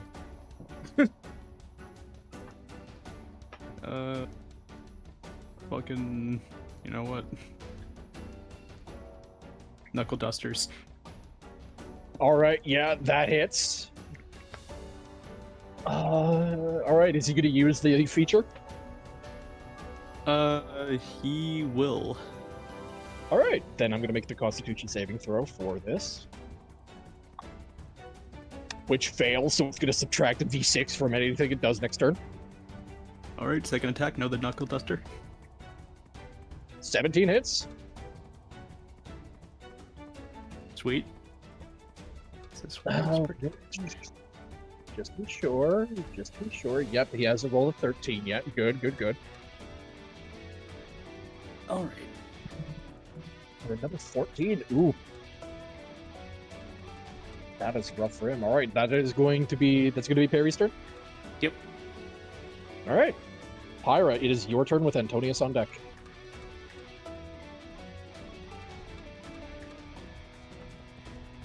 As she sees him not moving, she has a wicked grin as she walks up to him to his face.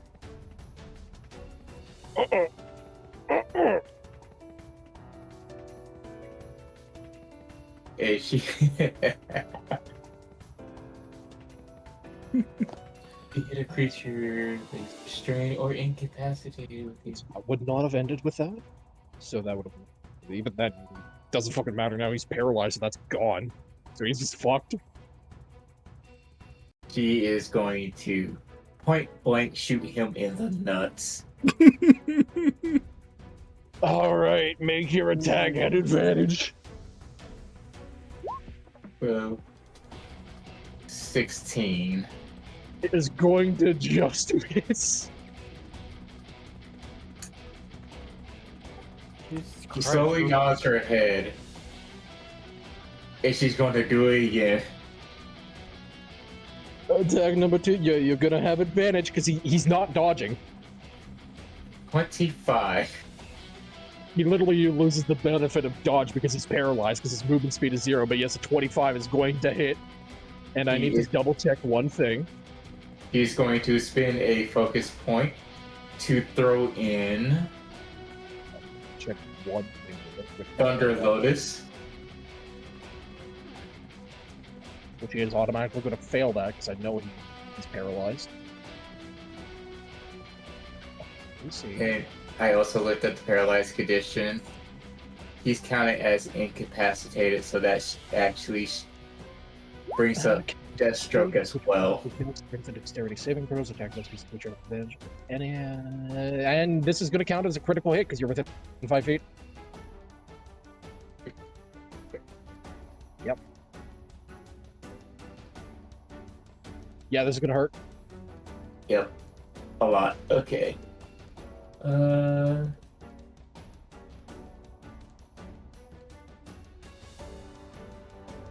Full damage. Alright, so far that is 8. And it's another. So it's going to be 11 so far. Another weapon die damage because of Deathstroke. Oh, another button die gun.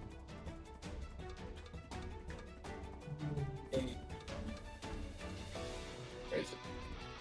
Okay, it's only going to be that. So it's 11, 15.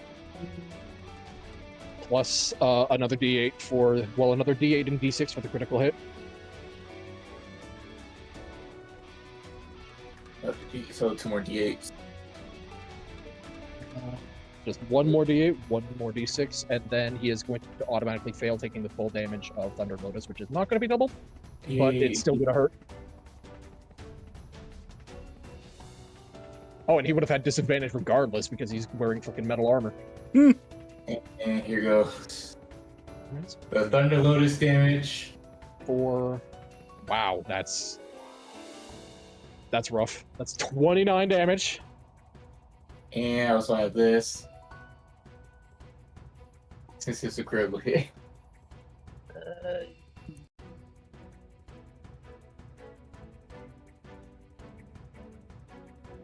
Well, extra damage. Yep. is great. He's not doing good. Make sure I'm not missing anything. You know, you got it. Actually, yep, I was. This one. Yeah, that's why I said you had advantage on the attack roll. Because he's paralyzed and within 5 feet of him, and you don't have disadvantage. Yep, and I also get. Wait, no. Wait a minute. We've got the damage. This was okay. That is attack number 1 for a total of not 29, sorry. 32 damage. That was the second attack. But then going to get 2 more key points for Dragon Surge. 2 more attacks. It'll be 3 points for Dragon Surge here. Right, because you've already Because got a I'll Dragon Surge. use it during combat before you get a break. Oh, okay. So it's 3 points. So it'll be 3 more points, but you're gonna absolutely blast him again. Oh. A 24 is going to hit. Having dealt 32. All right. We're not going to count the last attack because the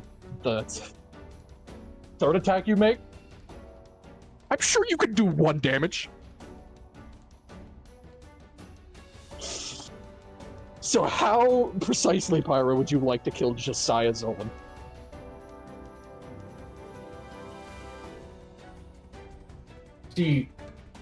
She's just staring him dead in the eye. Shooting the nuts for the first one.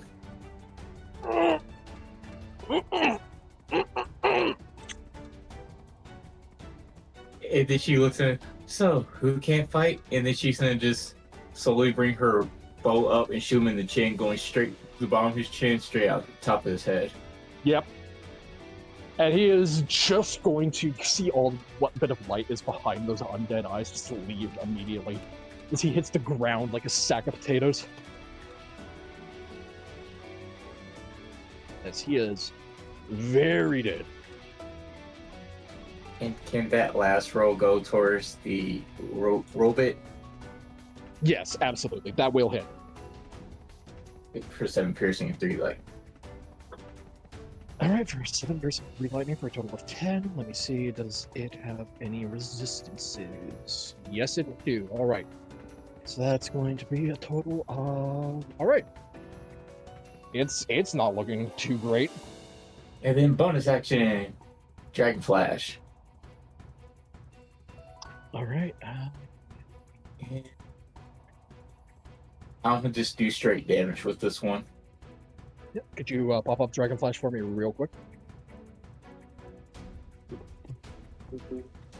Dragon Flash. Let's me cast. So 3 times per long rest. All right, so this is going to be the last one. Wait, no, this is the second one. So you had a short rest before this. All right, so you got 1 more after this, and you'll regain 1 if you finish your short rest. Yep. All right. Roll away. 14. You are not going to have disadvantage. It does not get the +2 bonus because of archery. This is a ranged spell attack, not a ranged weapon attack. Which one? So I have the same. Wouldn't it affect this season? I mean, that counts. Well, hold on. Range. It does specifically state ranged weapon, but that doesn't matter because Draco increases its crit range. Their feature. Okay. So the crit range increases, but it won't get the +2 bonus from the archery fighting style for this. So unfortunately, that is going to miss. Cool. Okay, that's my turn. All right. It is Antonius's turn with the armor on deck. Well, since there's only 1 foe left, Antonius is gonna look at the mech and call it ugly with vicious mockery. Alright, I'm gonna roll a wisdom save. Boy. It very much failed.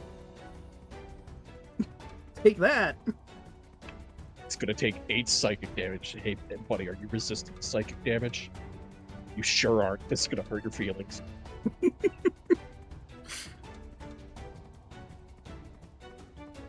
mean, you could choose to walk away if it wants to. Good. So Willie. not only is it going to have disadvantage on its next attack, but it's going to subtract a d6 from all attack rolls it makes. Okay. Well, that's Antonius' action. Anything for a bonus action, or are you good? Let's see. How many more? I mean, he does have Bardic Inspiration still. I could burn another one. I kind of want to give it to Perry, because he's, like, right up there personally. He is not gonna go next. And I think... You already spent your Bardic Inspiration, right, Chaco? He did. Yes. Okay. You know what? Have another one as a treat. Alright. Cool. That's going to be Antonius' turn? Yep. It is the creature's turn. Yeah, okay. You see it look over in the direction of Antonius, look at Perry, and then look at the group. You know, it's mighty rude to call people names. You should really think about what you say. Don't attack people then. You've got a point, unfortunately. And he's going to bonus action. Ignoring Perry, is going to teleport. That's it. Yeah, he is going to bonus action teleport right here. Oh, well, that saves me the trouble of having to run up to him. You people are mighty rude. And I know you're saying that I shouldn't, but I'm also working for them, so I got some jobs to do. Come here. And he's going to make one swing at you, Automog. It's going to be a disadvantage, minus a d6. Alright, so that's a 17 turned to a 15, which is going to miss. Yep. He's going to swing his axe towards you now, Ace. That's a natural 1.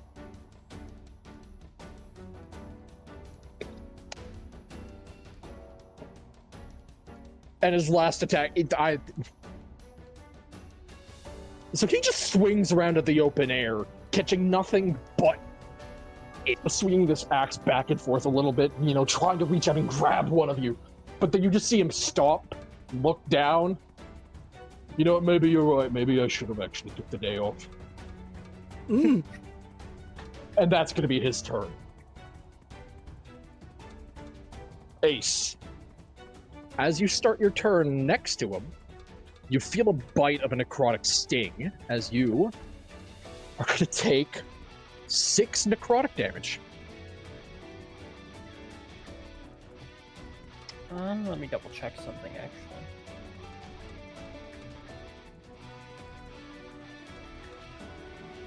Okay. You said 6? 6. Alright.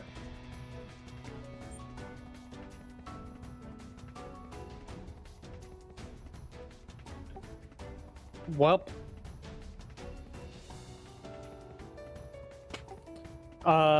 He is just gonna go ahead and stab a man. Suit of armor. Alright. 12. Would you like to roll the Bardic Inspiration? Yes. You will need a 4 or higher. That is higher. You hit. God, I'm rolling like garbage today for some reason. I feel like we all are. But that honestly. is 8 piercing. Alright, that's going to be 8 piercing, and because Anamok is right here, you can also add sneak attack. 11 damage. Oh, he is not looking good. I do not have extra attack though, so that is all I can do. Is drinking a potion a bonus action or an action? Bonus action. Okay. I will chug the greater healing potion that I have. All right, 44 plus 4. So I heal for 11. All right. Is that gonna be your turn? Yes. Automac, at the start of your turn, you are going to take 7 necrotic damage, which if you have resistance is going to be cut in half to 3. Mm-hmm. Okay. -3. But it is your turn. Okay. Let me think here. I think I'm gonna spend a focus point to disengage so I can charge and slam him. All right, bonus action, disengage with focus. 5, And then 10, pull a Yui and just 15. charge his ass. Gotcha. 5, 10, 15. So yeah, here. And then my full movement back so I can slam into him. I'm gonna try and Aegis so the fire doesn't hit Antonius. All right. Yeah. If I can. You can absolutely angle it a little bit like that, where as you go disengage from and go running away, just before you start running back, Ace, you see the visage of this individual now. You can see inside of the armor is very clearly some kind of like spectral dwarf. You see like just the wispiness of a spectral beard just kind of getting bundled up and stuck between some of the armor plating before he looks at you dead in the face. Like, where's he going? Right just back shrugs. to ya. He goes somewhere to be, oh my god! He's gonna hold the lance in both hands, spinning wildly. We'll start with the attack. 22, I guess, probably hits. That very hits. That very hits. He's taking 6 from the running strike, 8 piercing, 9 fire, and of course, the drill burst. He's gonna need to make a, ignore the 5. Need to make a DC 15 dex save. So, as you hear him call out, oh my god, as you come rushing back, spear in both hands, how would you like to do this? The drill is going through his face. Have you ever seen Persona 5 Royal, the final boss, after the Sinful Shell goes through? Oh, jeez. It looks like that, where there's just a giant gaping hole in where the head used to be. Oh, god. Alright. And as you slam your lance straight through his head, its body hits the floor, and silence overtakes the car. Alright, how do we turn that stupid blade off? We should probably do something about that before it goes again. Probably.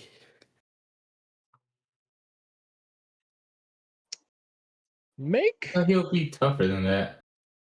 for the sake of this, You know, make same. either an Arcana or Insight check. What am I better at? Probably Insight. Absolutely Insight. 24. 24? He wasn't subtle with it at all. That the presence of the blade in this car seemed like something he had to intentionally activate. Ah, okay. So we should be fine then. Considering that literally moments before it happened, he said, and I quote, "You better watch your heads." Or, well, you better keep your heads about you. Mm. And we did. What? Good job, Harry. Yeah, the fuck is this? Oh, I don't know. Welcome to Sire 1313. We're on a train. You see him turn. You ponder it for a second, just like standing a little awkwardly, almost like he's standing at the foot of his parents' bed. Before you see him just slowly put the baton away. Yeah, no, I'd like to go back now if you wouldn't mind. I mean, I'm probably just gonna call you back if I need help. I mean, I know you're gonna. I don't fucking I want mean, you to me, but You owe me. How about you stop saying it? No. Are you going to send me back, or are you going to keep me here for the full 10 minutes? I'm gonna keep you here for 10 minutes. It's been a while, Perry. Oh, Don't you miss the smiling face? no. That's No, the I time. That's the time Pierre's gonna go gather her arrows. And I think Animak's gonna look through his pockets for anything that could be used to get them to the next car they need to get to. Oh, yeah. The body, like, all the other guardsmen's bodies, they just kind of up and vanish. Josiah's remains. But you're going to investigate him? Yeah. Yeah, roll an investigation check. Alright, investigation. 17. All right. You find 2 things of note on this person. One, which is a little strange for him to actively carry, you find what looks to be a broken rifle. Weird. The second is what looks to be a wine voucher. Hmm.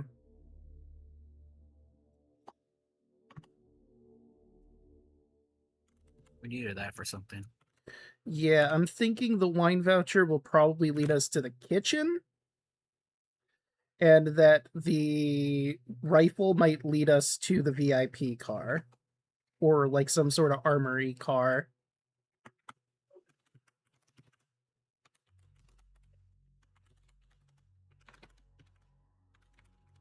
Judging by how we was talking, you mentioned Vivian. That was one of the other guards, so maybe the rifle will lead to them. That makes sense. Do we want to hunker down either here or maybe in the original car we came from to just chill for a bit? I mean, I don't have any hit die I could spend to heal up, but I could get my focus points back if we do short rest, and maybe we could do a long rest if you need it for the spellcasters. I kind of used a lot of my spells. A long rest would probably be nice. Yeah, I'm at like 35 health right now. I could probably go for a long rest if we can find a safe place to do it. Pierre only has 4 damage right now. I mean, to be fair, you also came later than the rest of us. We've been moving around for a bit. I mean, even then, I'm only out of level 3s. Everything else, I'm good. Like, I'm still really good on materials. And I supplies. want my level 3s. And, I want my level 3s. And Antonius used 1 level 3, 1 level 2, and 1 level 1 through all of our time here. So Antonius is all right on spells. Imagine needing to cast spells. Alright, just give me a moment, Anamak. I'm just gonna spend a channel divinity just to grab your head. I would like to do a long rest.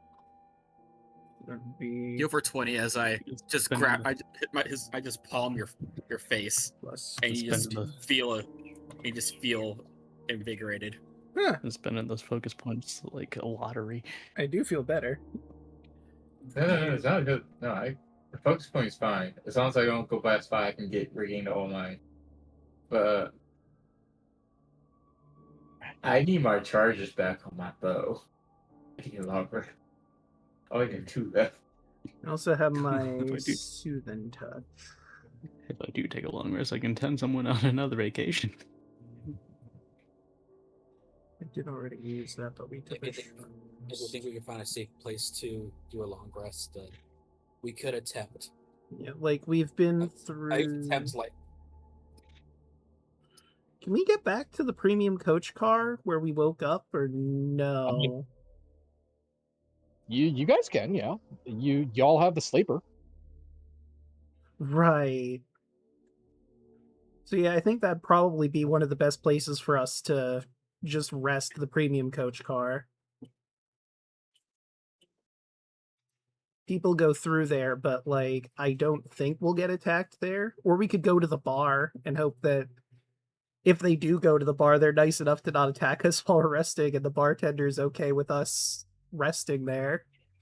I mean, to be clear, so that you guys are fully aware, there is the sleeper car, which has their Right. own separate rooms. I forgot about the sleeper car. That is something we have access to. Yep, which is connected to the premium coach. Let's go, Perry. Let's mosey. I hope you know I'm counting down every second. Oh, I know. Do you? I don't think you do. No, I do. I count down every second because every second I'm away from you, buddy.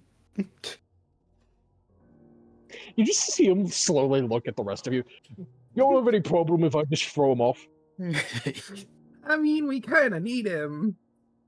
It's part of the But team. do you? Do you really need him? Yeah. I mean, I just met him, so I don't know.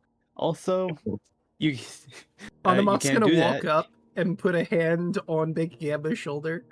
Listen, he has helped us a lot since we've met him on this train. Oh, He and sucks. everyone here is an honorary team member of team excuse me. Of team Nurug Eyed. Oh, sucks. It's gonna make me blush. Even you, Perry. You did good in that fight back there. Yeah, see, you did good, Perry. Even if it was for a favor.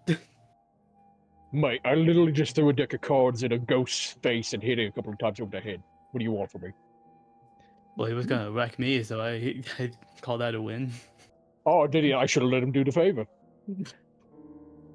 Well, too bad you can't do that. Yeah, I am contractually obligated for 2 more times. If you had that money, you wouldn't Oh, have. after that, though. After that, I'm gonna get you.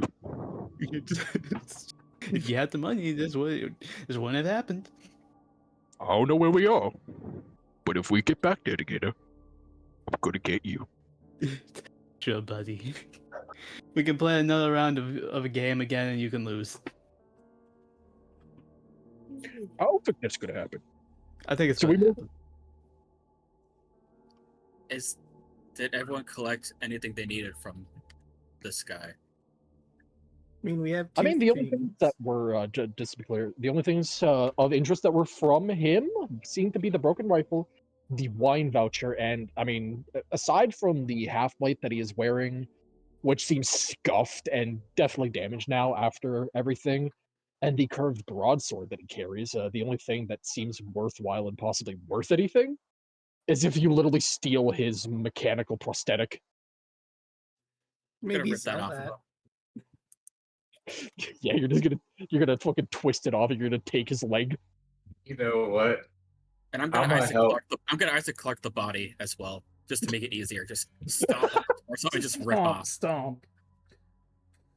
Can I help you take the leg? I mean, go for it. I mean, just look at the map. Look how much larger I am than this man. I think it'll be very easy for me to rip off a leg. But she'll hold him down so he doesn't come up with it.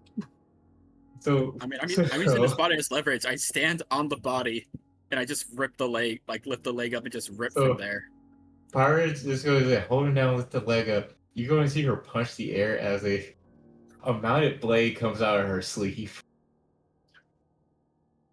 And she's just going to chop for the flesh bit from the metal bit.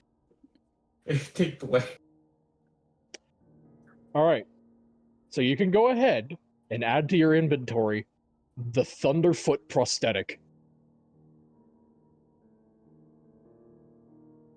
He didn't get to use it, and none of you can benefit from it unless you literally lose a leg. Hang on, let me just chop my leg off real quick. I'm back. Come here. To the thunder leg. Underfoot prosthetic. How do I spell prosthetic? I mean, you could Thank sell you. it at the bar car There you if you wanted to.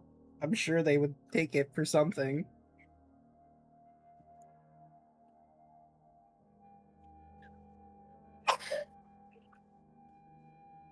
Until anyone just starts moving after I rip out the leg, I'm just gonna repeatedly stomp the body until there's nothing left. Yeah, no, you stomp him into a bloody meat pile. Health. No, it's fair. I was only here for like 12 seconds, maybe a little more. Dude seemed like an asshole. Oh, he was. It's also 100%. abomination. Well, that's rude. He's Perry, undead. Perry, He's I an have a affront towards the question. harmony. He was Okay, undead. you know what? Okay, you know, that is fine. But you never know what you're going to see with certain abominations. I mean, I knew one abomination. God himself a degree. Perry, I have a question for you. Oh. What is stopping you from hurting Big Gamma right now? I am literally contractually obligated. He owes me. I understand that, but he owes you. But in the contract, does it say anything that No, you it does. can't hurt him? It does. No, Trust me.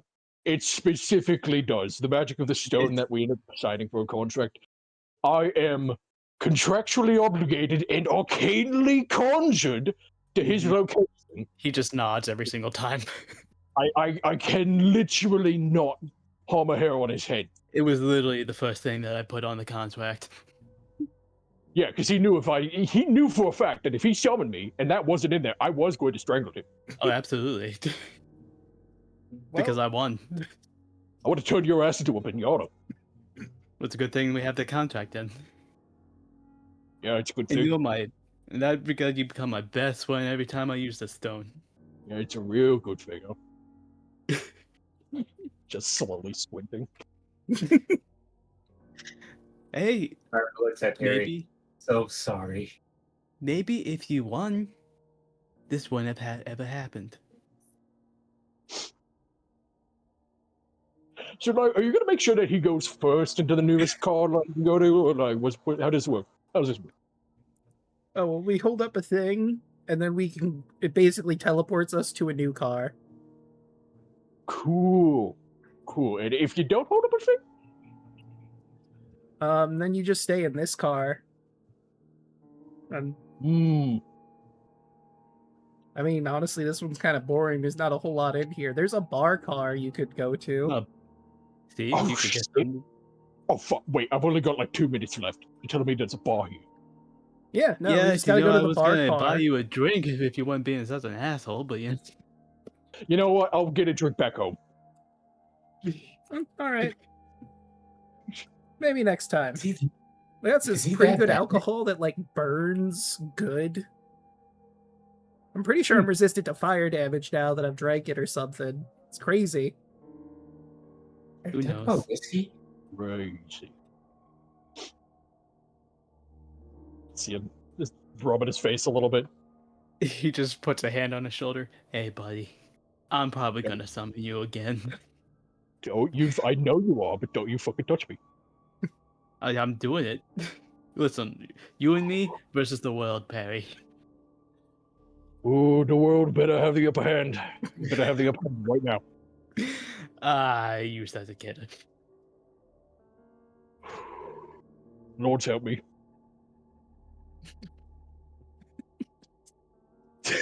I'm so glad I picked the stone. Interesting item. Such a stupid specific item. Really? The thing is, he might have been friendly if it was anyone but Big Gamble. That's fair, honestly. Funny thing is, it's an official item. Like, it makes me wonder, are there items for other species? Like, is there an elf stone? No, this is the only one that does this. This is the only one of its kind. Just an random orc stone that allows you to summon an orc. Yep. As a favor. It's crazy. It used to be an attunement item. The thing is now, I slowly work for Mary now. Add another thing to her Pokemon list. I mean, it's one thing to have animals on your list. It's a whole nother thing to summon a whole ass guy. Yeah, it's an orc. To get Cold the stone, an Pokemon. orc has to owe you a favor. I also love this idea that any orc at any times, like, you know what, you did me a real solid here. Let me give you this magic rock that only orcs can make. Well, it does say specifically a war chief. Okay, fair enough. You have to be a war chief to do it. But Even still. so, it's just the fact that one can just look at you and like Danny DeVito be like, "Would you care for a stone in these trying times?" Yes, absolutely. It's just so wild to me. You've done my tribe a great service. So here's a rock to summon me if you need help. Is there anything else we can try and do here in this card? I mean, I guess we What? could look around to see if there's anything else of note here. There are some bags over there that we could No, loot ma- through. Maybe you wouldn't be in the situation if you got the money up and not the funny up.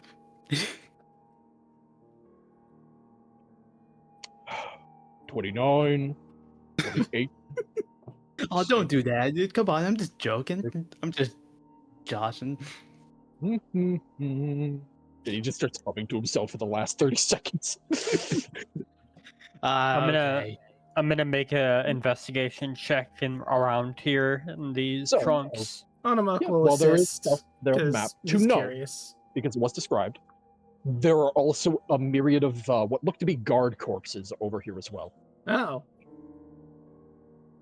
It's not represented on the map, but in between these seats, in the actual spaces between them, and a couple of them are lined up, like kind of shoved into the corners here, with the trunks and whatnot.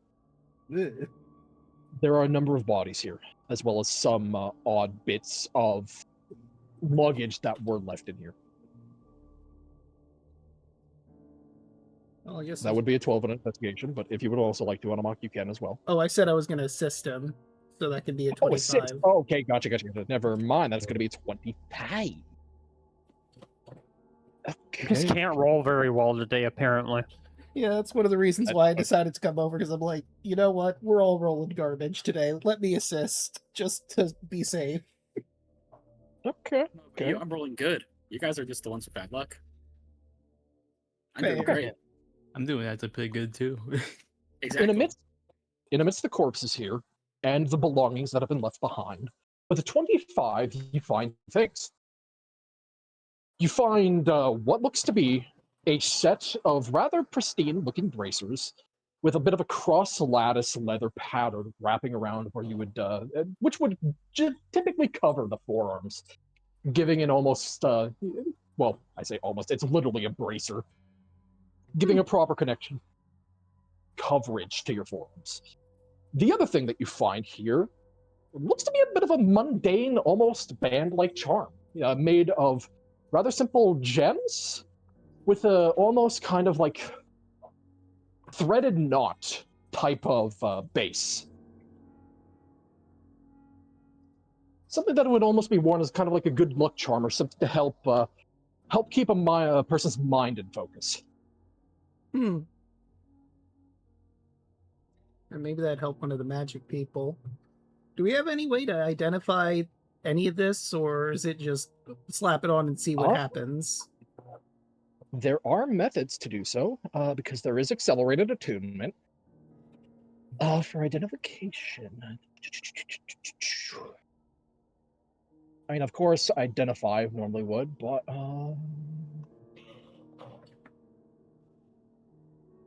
if you would like, when you take them with you, I mean, you can just identify them during arrest when you do take one. All right. Yeah, I mean, might as well, so we know what we have.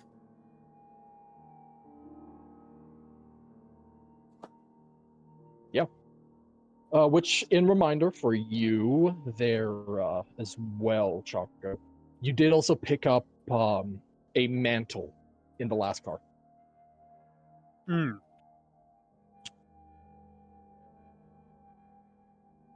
Alternatively, if you don't want to spend time attuning to like trying to identify them over arrest, you could also just say fuck it and attune it to it now, because it takes an action to attune to an item.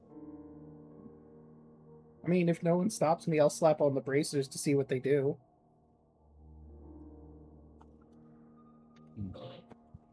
All right. Let me just see real quick. Like, if these are bracers of archery, I'm gonna throw them to Pyra, but If they're braces of armor defense. Yeah, only there's So someone it'll- here with unarmored defense. It will take an action to attune to it, with 10 minutes to unattune.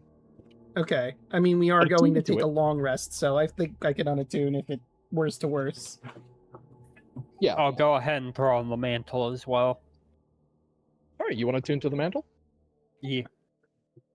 All right. Then I will make this nice and easy. And I will confirm for you right now, Anamak, those are absolutely braces of archery. I had a feeling it was a possibility. As for the mantle, there it is. Well, you are, Pyra, I'm Jimmy. gonna give these to you after we take a bit of a break, because these are buddy. bracers for shooting stuff.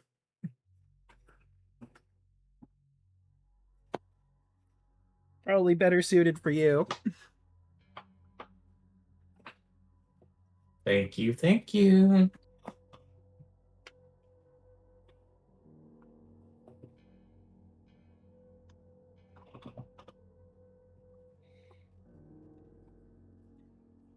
Which, let me just go ahead and add that now, because I'd almost forgotten to do so earlier.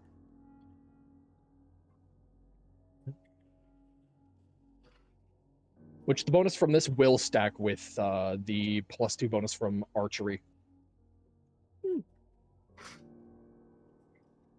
The only downside, as I said before, is it will not work with Those ranged. heads.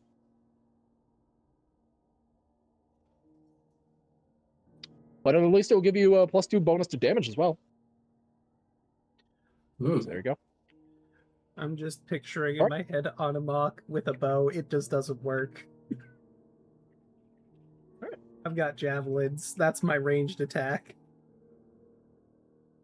And as you two are taking the time to investigate, you could just see a small, for the rest of you around, you see a small smile form on Perry's face as you hear him audibly count down.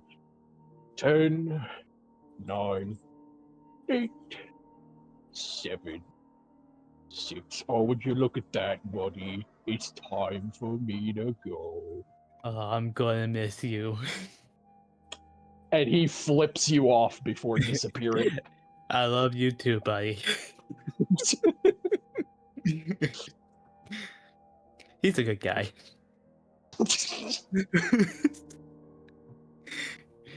Takes off his hat and puts it to his chest. I'm gonna miss him.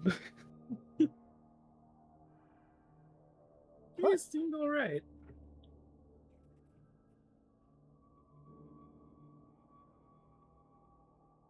But the car is yours on how you guys would like to proceed.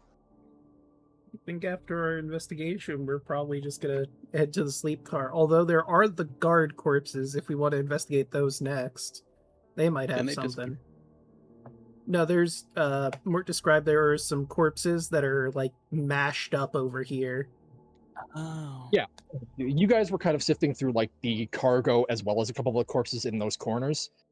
There are a set of them here and a set of them here. Fuck it. You want to investigate? Yeah, I'll investigate. All right, investigate away, buddy. I'll assist again. All right, have advantage. We're gonna roll push. So looking through the belongings of the corpses there, you don't notice anything normally, at least anything that you could say would be worthwhile. I mean, you see some ruined and discarded armor, the torn up clothes that they are wearing, and even then you don't want to really futz with them, considering that while the scent has more or less washed away at this point, there is still a very prominent scent of decay on a lot of their clothes. However, there is one thing that you do find. You find a very peculiar coin. One Wow. side of the coin. Like one face of the coin is completely gold, while the other face is completely silver. Oh, look at that.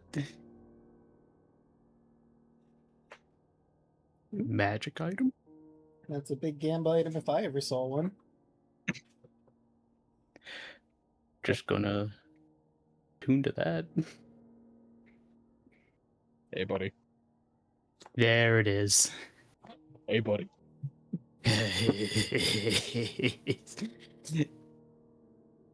We're gambling on top of gambling.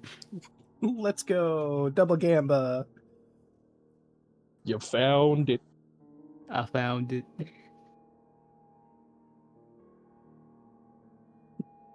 Gonna flip Okay. the coin. Just put it in his pocket. Perfect. Like it was made for me or something. Crazy.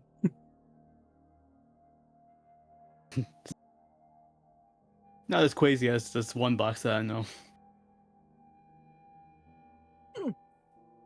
I should have you die for that. Yeah, I should. Well, I mean, there's still time. There is still one more pile of bodies if you would like to investigate them before you leave. Let's see what Santonius is in. Oh, it's the same as mine. Anybody want to give this out? Or do you want me to look again for you? What is your investigation versus mine? Three. Mine is a 1. I'll assist you again if you want to do it. Sure.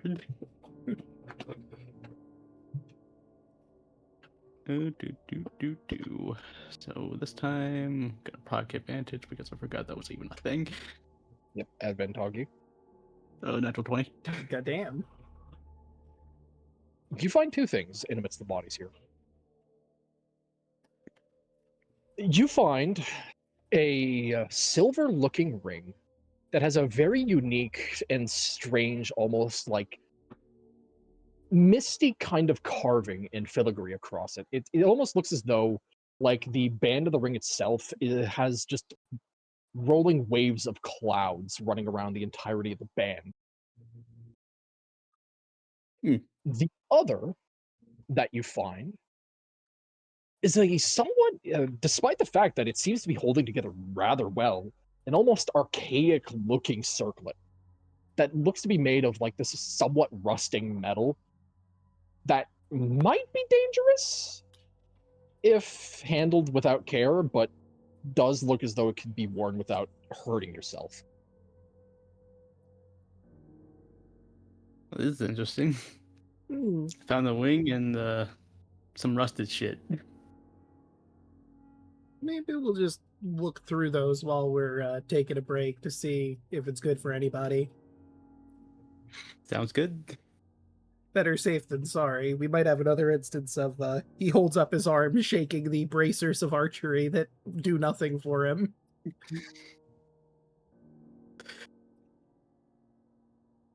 Well, let's not waste time then. Right. Off to the sleepy car. Alright. Heading to the car and going through a doorway. You managed to step on through, not presenting any of the tokens, because you've actually not gotten one for the dining or the sleeper. As you know what, I'm gonna do a high or low to see which side of the cars you pop in on. All right. Well, I say high or low. We're gonna do a D100. 51 or higher, you're gonna show up in the premium coach. On a 50 or lower, it's gonna be in the dining. All right, premium coach. Right. Okay. Then I just need to make one quick adjustment. Put them back over here. I gotta grab you lot and move you over.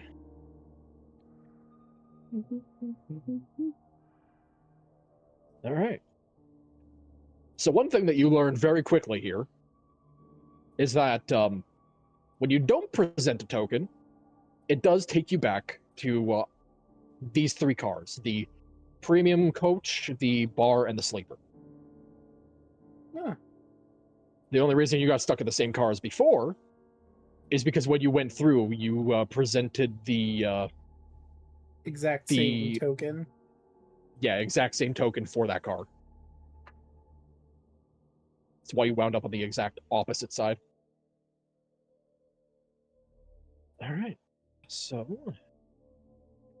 let me just adjust that real quick. Place you here. Okay. As I'm going to go ahead and bring you all on over. You'll be at the far right side.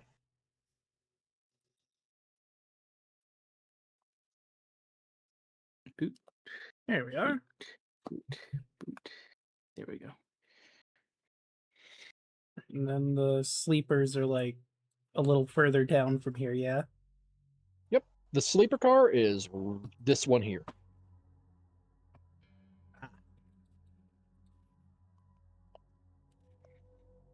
Which, yeah, you should be able to still see the main hall there. Yep. Yep. All right. Feel free to move as you like. So far, as you can tell, nothing has changed, at least in here. I don't remember which one of these were available, so I guess we'll just start opening doors to see which ones are open. Okay. Judging, and I mean, I'm gonna be kind here. It was this door in particular that you heard noises coming from, Is it and it alright was if this I draw? door in particular that you talked to Lorelei. Is it alright if I draw on the map? Yeah, absolutely. I don't care. There. I've as put long as you X's are- on the ones that have occupants or have occupants. But going down the list and checking all the other rooms, down the cars and checking the other rooms. Every other car so far, every other room seems open and available. Alright. Which Oh, and they're I'll bunk just go ahead beds, and yeah? into the rooms available for you guys to see since you're checking them each. Who wants to bunk with Animak? And so you 1, guys are 2, aware, 3, 4. the 1. two doors at the end here and the two doors at the end here are restrooms. Ah.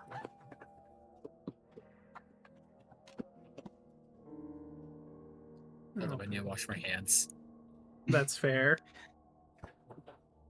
It might be a good Gotta take idea a to use the wicked whiz. restroom. As Bird just walks into the restroom, tracking blood on his feet and just blood on his hands.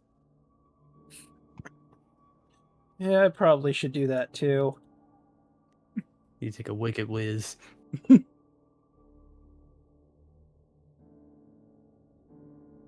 I don't know why I hear Wicked Wiz and suddenly I imagine like a demon laughing as you do it. I told you to stop messing with me.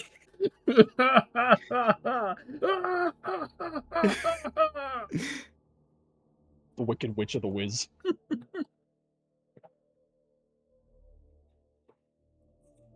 Yeah, feel free to grab whatever rooms that seem available. A lot of the rooms here, they do seem to have bunk beds available. So far, every other room, it does not seem to have an occupant. Who dares bunk with Becky Hammond? I feel like people should bunk up together just for safety, just in case. That's a good point.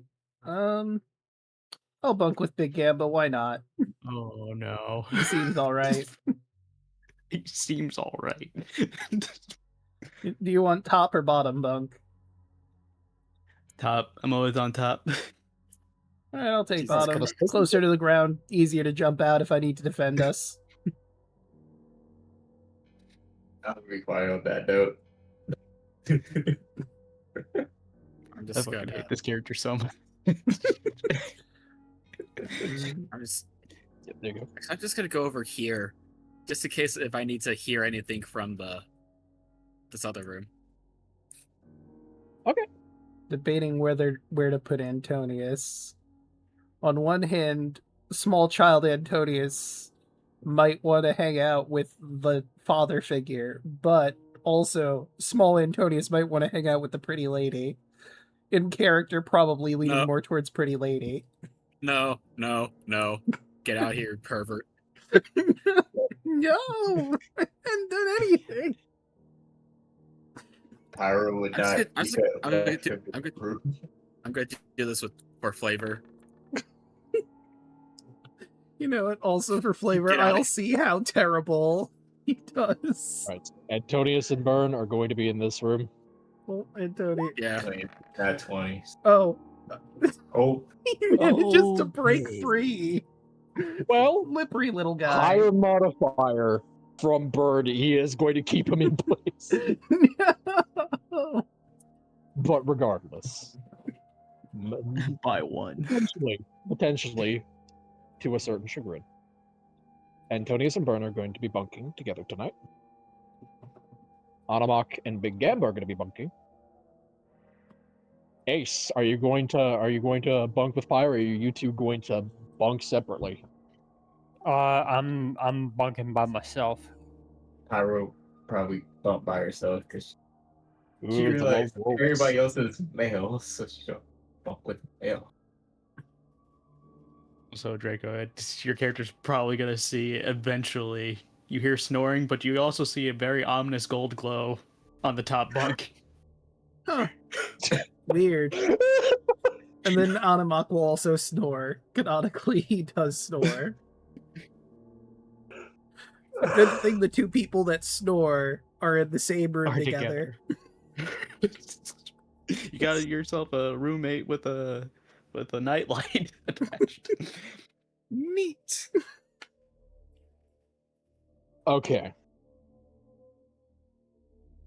So, for a quick point of reference, just to ask, so I know, Ace, do you have more than half of your hit dice remaining? Yes. All right, then you won't need to sleep tonight if you would prefer to.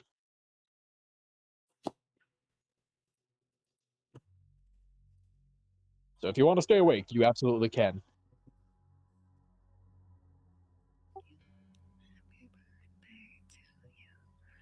All right.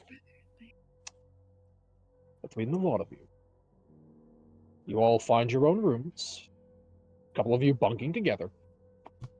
And you settle down for what can try to be a comfortable rest in amidst the smooth sailing, or well, the smooth running of the morning rail. It is odd to say the least, as the beds themselves are actually quite comfortable, which is a bit of an odd thing for some of you to adjust to, especially you, Byrne, having, actual comfy bed instead of something a lot sturdier, a lot more solid. Mm. But as time passes, you grow accustomed to the very strange noises that are rampant here within the morning rail. The odd sound of distant wailing, screaming, what sound like hands slapping against the windows occasionally, almost as though spirits themselves are trying to climb out, through your windows, from the outside in. But it is something that, while it is ever present, and a little bit fitless to your sleeps, it is something that you put aside, take a breath, and manage to more or less forget about for the time. However, For the record, Ace is staying awake. I want everyone to roll me a d20. Just a flat d20. Just a flat d20. Oh, I can just hit it. Oh, Pyra. Oof. Oh, 11. Why you say it like that? 14, 12, and 18. A 1. That's what you get for sleeping naked. That is what happens.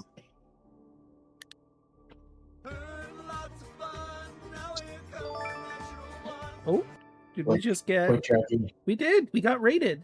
Hello, raiders. Oh, Oh, double damn. rated. Triple rated, in fact. It looks Triple like. raid. Thank Oh, you this for is the not- raids. This is not how I want to be introduced.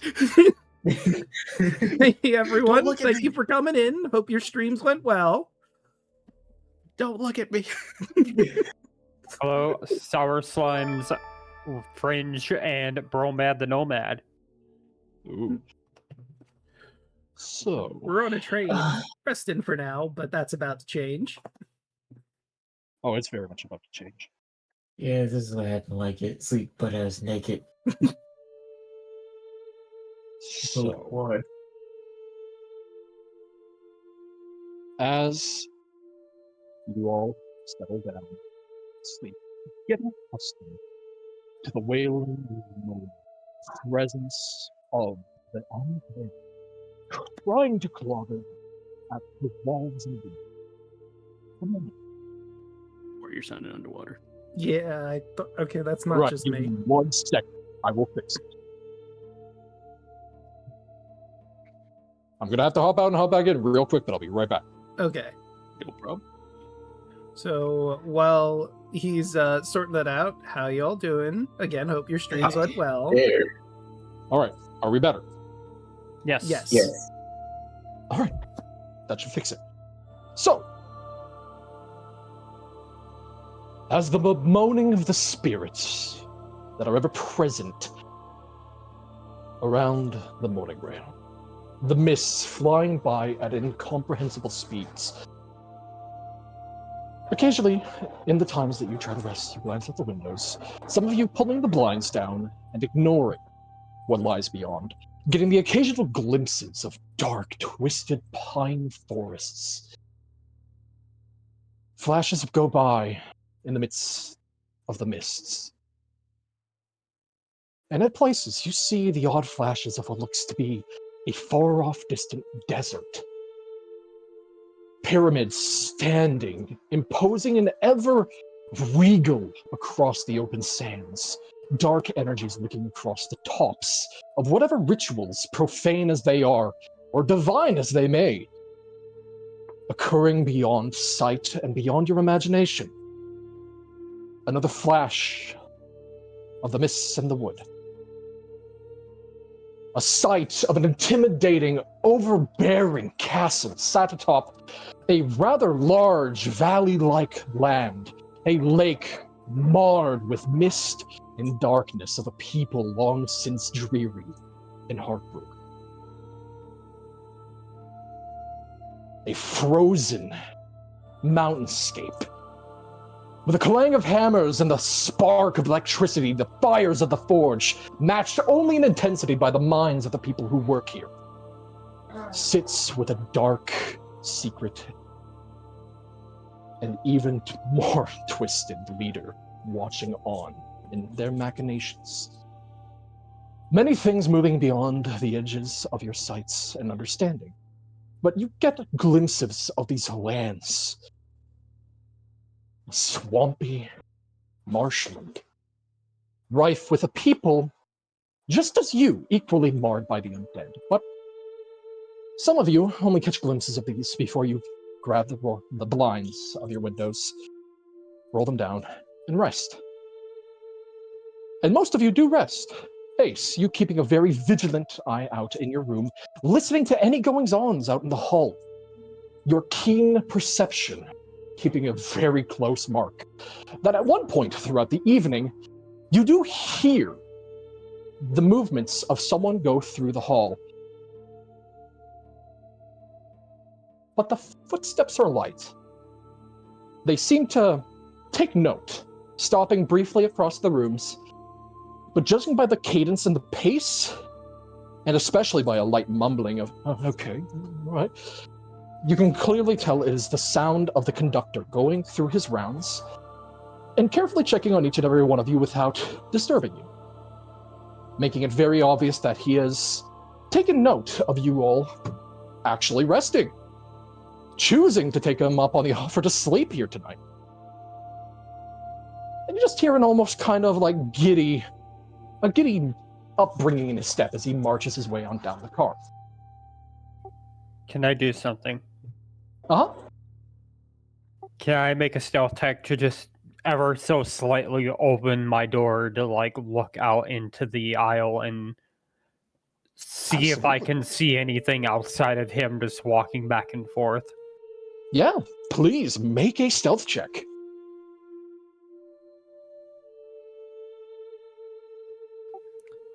Ace. Buddy. Oof. That's a. I even have in this not rolled circumstance- above a 10 in, like, this entire session, I think. That Well, doesn't- even then, for this, because they're not particularly paying attention, and you, as far as anyone is aware, is already well enough hidden, so I would have given you advantage. That's still a 16, but... let me see. Nope. Okay. Let me see. Okay. All right. All right. Go ahead and, if you wouldn't mind, make me a perception check. 14. 14. All right. So as you move forward and peek your way on outside of your room, the door itself is actually relatively quiet. It doesn't give off any sound. It doesn't squeak, but you manage to poke your head out just enough to look down towards the direction of what would be the dining car. As you see Conductor Gordon currently in the midst of a conversation with what looks to be a somewhat middle-aged looking goblin woman. You see a little bit of a worried expression on her face as she's looking up towards him, as he seems to be just nodding along, as with a 14 you can very partially hear him from here. No, I understand, miss. I understand. I don't know where they've gone, but if we ever find your son, I will let you know post haste on where he is, okay? All right, fine. I'll wait. Now, please, don't go making any racket for our guests this evening. We have some people sleeping in this car. Fine. I'll go back. I'll see you. I was gonna say, like, hearing that it's actually, like, somebody who needs help, Ace will, like, gingerly open the door and just kind of walk out. Sorry, I couldn't help it over here. You said your son is missing? Yeah, my son, he disappeared in all of the chaos of it. I've been looking for him for a bit now, but I can't seem to find him. And she says for this. for the sake of brevity, he'll, like, ask for a description, last Well- place she saw him, yada yada. As you make your way on over, and as she says this, you have a distinct flash in your mind of your time in the luggage car. After the fight, when Byrne lifted the cargo and found the corpse of a goblin child clutching onto a weaving kit, some sewing supplies. Oh.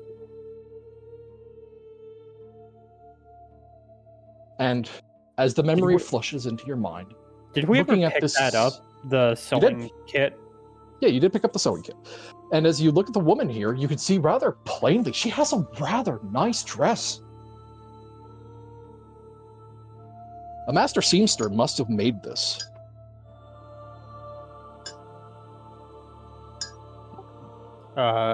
I'm just trying to remember who among the party has the kit.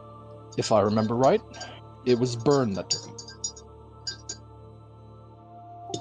Ace will, like, that memory kind of pops into his mind, and he obviously he doesn't, like, have a face, so he can't, like, smile or frown or anything, but you kind of hear, like, that, like, mechanical gear kicking just kind of, like, stop for a brief moment, as he just looks at her and just like, just looks at the conductor. He just walks over, whispers into his ear. Very. I'm gonna make another stealth check for this. Please. 25. There we go. Much better. He's just gonna lean into the conductor very closely, hold a pair of hands up to his ear, just whisper, How do I tell her that her son is dead?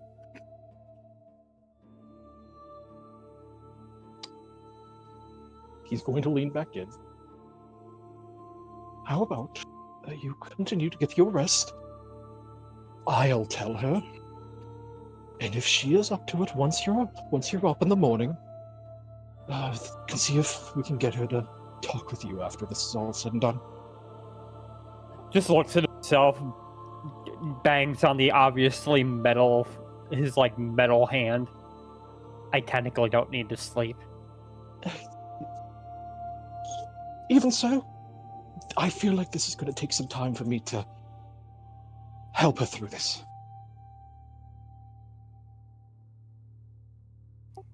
Fair enough. And he'll just kind of turn and again look at the goblin woman with kind of like it's a blank expression because metal face, but he'll Yeah. give the he'll kind of give the appearance of like a kind of like a somber feeling, and then he'll walk over to Burns' room. All right. You begin to make your way on over. As you begin moving over, you see her. Well, you don't see her. You hear her distinctly behind you. Is everything all right? I mean, Miss, we'll need to have a conversation. It's better you come with me. As you can hear very distinctly, and begin guiding her away from this car and moving into the dining car.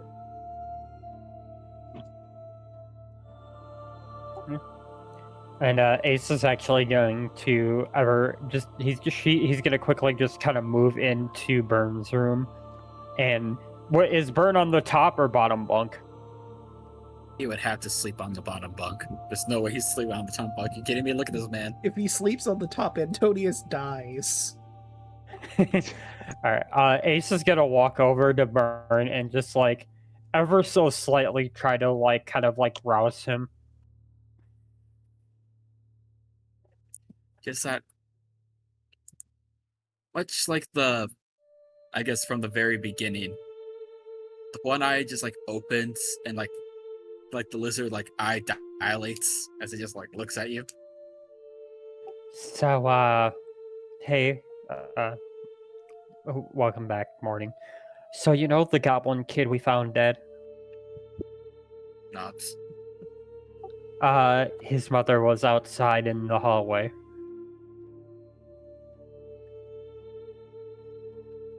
He doesn't say anything, but you can just, and you don't even have to roll for it. You just see intense sadness and grief just wash onto his face. Now, for the record, I didn't tell her that he was dead, but I told the captain that he was dead.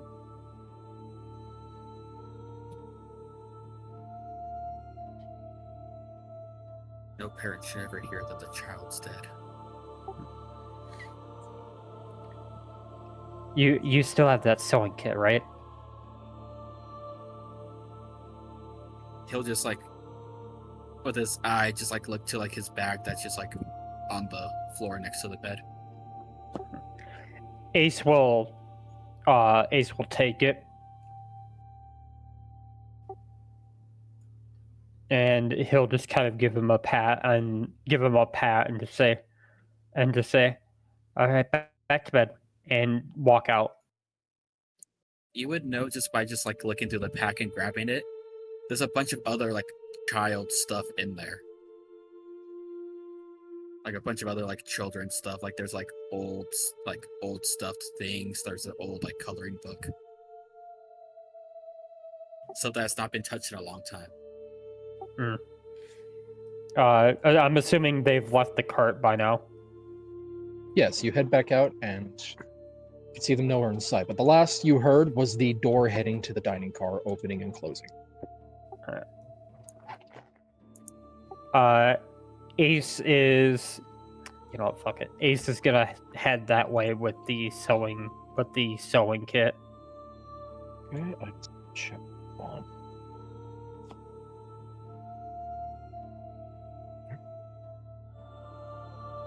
So, as you make your way in, making your way through the cars and into the dining car. Looking into here, you only see 3 figures. You see the conductor, you see the goblin woman, both sat down at the immediate left at the table there. And you see the same bald, elvish individual sat further up in the middle of the car, having not moved an inch since you guys last saw them. They seem to take note of the door opening and closing, but immediately upon seeing you, you see their eyes roll as they look back out the window. But you can see the goblin woman with a tear-stricken face as Conductor Gordon sits there right across from her. With his hands, his fingers laced in front of him with a rather dour expression. The door will open and Ace will walk into the dining hall and see this. And she'll see him from kind of from his side to bring to his front the sewing kit.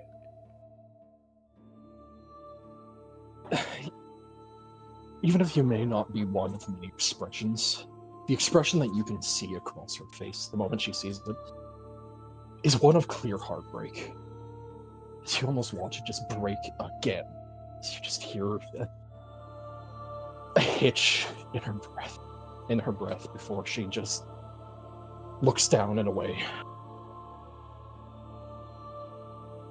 Damn little idiot. I told them not to go looking for it. We didn't need it now.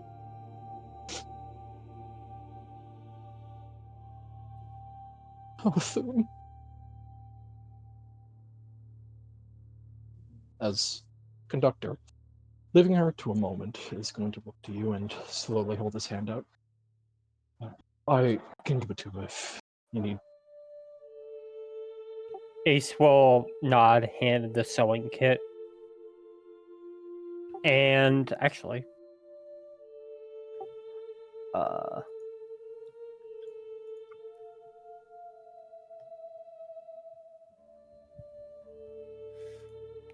Ace is actually from his pack. He's gonna pull out an angel's feather.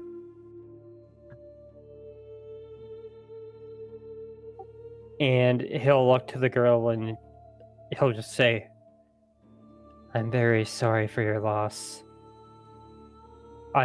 This might not do anything for you, and he'll place the angel's feather kind of down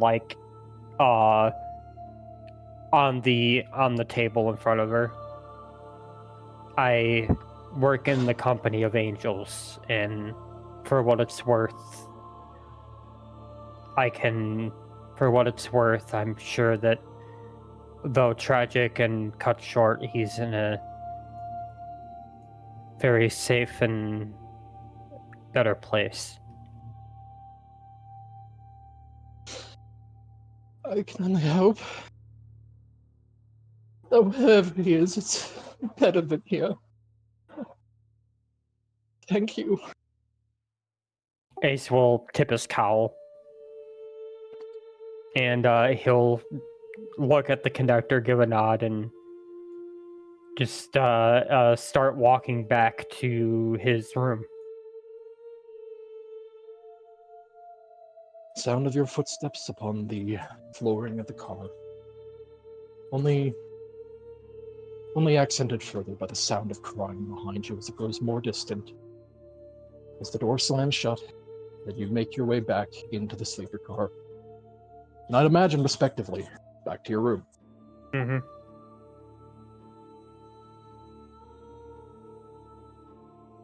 Nothing else eventful happens as far as you are aware. However, Pyra.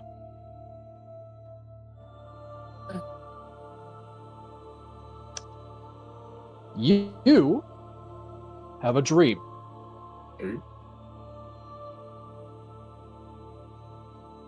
As you wind up, managing to finally settle down and get some sleep in this strange place, these sounds, as haunting as they are, you manage to put them out of your mind and out of your worries, and properly get some rest. But as you drift off to sleep, Pyra, you suddenly find yourself in the midst of a strange dream. You can tell immediately that you're not in your own body. You are currently, in the way that if you've ever experienced it, had a dream from someone else's perspective, but it feels like your own. As you find a highly unfamiliar place, a rather lavishly decorated looking office in what looks to primarily be a stone-crafted building. Hard to say exactly the exact architectural style, considering this is entirely unfamiliar to you. However, there does seem to be a lot of darkened accents all across the entirety of this office. A pristine oaken desk littered with books, papers, and a pen, which currently this individual is in the midst of sitting down in front of this desk, and is currently in the process of going through and writing out a number of different reports. Reports about current trades happening all throughout the land of Sair. And as you look down at your hand, you take note. Your hand is notably effeminate. Looking across the papers, it seems to be speaking of a current trade offer between a couple of odd places, names that you don't recognize. A land called the Eldine Reaches that seems to be bringing in an agricultural shipment of what seems to be food to the land of Sair. Possibly, from what you could see, about approximately 2 tons worth of food collected from the forest. A massive amount. With an equally large amount of funds to be given in return. But as you are taking note of this, feeling the strange experience of being in another person's body as you're sleeping, the door in the room opens as a figure clad in what looks to be a maid's attire. A woman steps in and calls, "My lady, I think we need to leave. I just got word and report that there's an evacuation being made at this point in time. There's some sort of event happening." And you feel the dread overtake your body, as though it's not your own, but you can feel it yourself. And Pyra, if you could do me a favor, make me a perception check.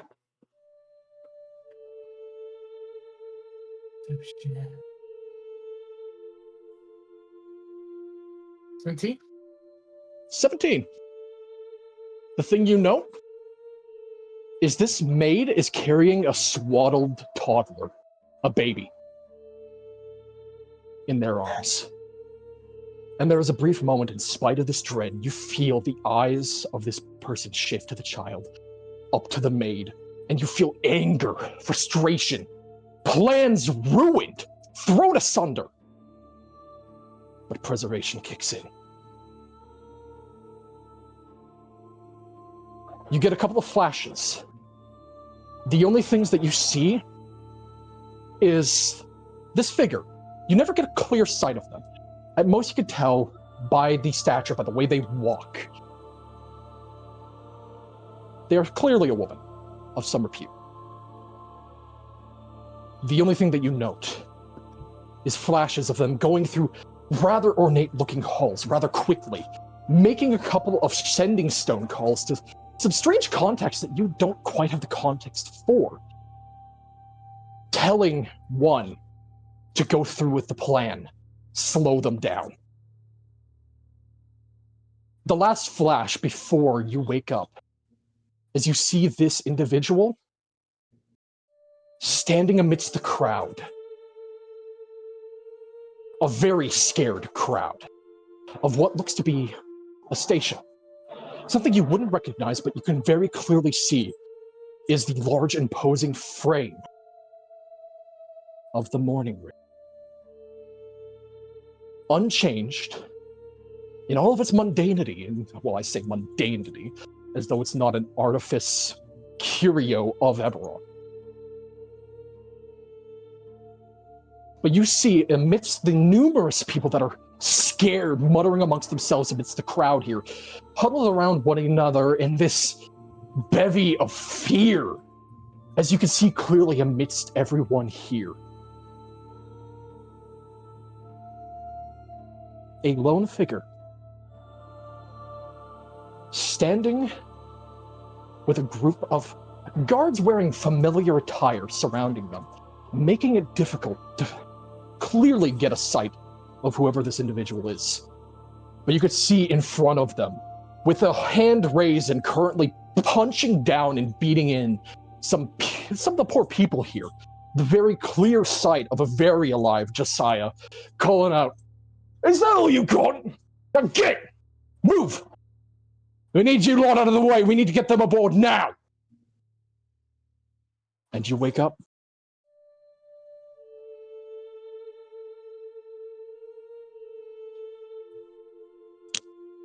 As you all gain the benefits of a long rest. Woo! Yippee. And because of what you did, Ace, you, my friend, gain an inspiration.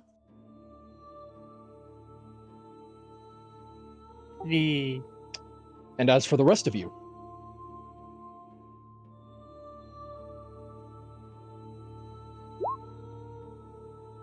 not by much. Your maximum hit points are going to, all of you, your maximum hit points are going to increase by 8. Ooh.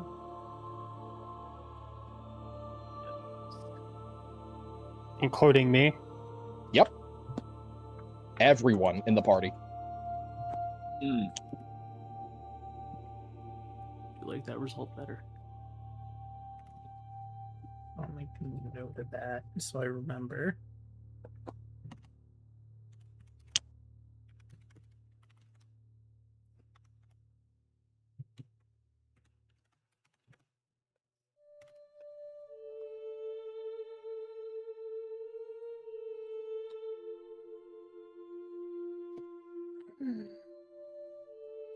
Anamak's gonna stretch and step out, waiting for everyone else to get ready. Just do some morning stretches.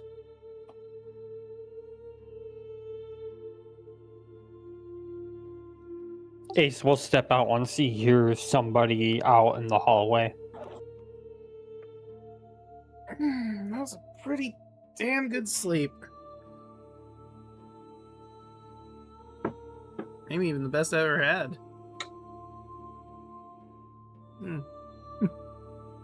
Oh, hey Ace. What's going on? He'll give a wave. Had a interesting development last night, but I'll wait for everybody else to wake up and be outside. That's fair.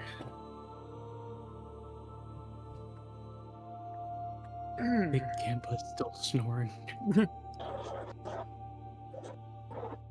Man is a deep sleeper. Pyro get dressed and just settle on the bed for a second, thinking about the dream. Also, he apparently glows when he sleeps. That's pretty neat. I don't know if he knows that, but I do now. Like a disco ball in there. The very, very faintest sound of caramel dancing. You open the door and you open the door and you just immediately get flashbanged. My eyes!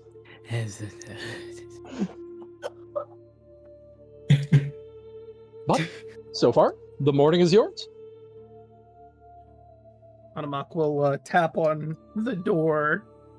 Not super loud, but just enough to get his attention. It's my money. Gamba, it's time to move. We're all up. Just waiting on you, buddy.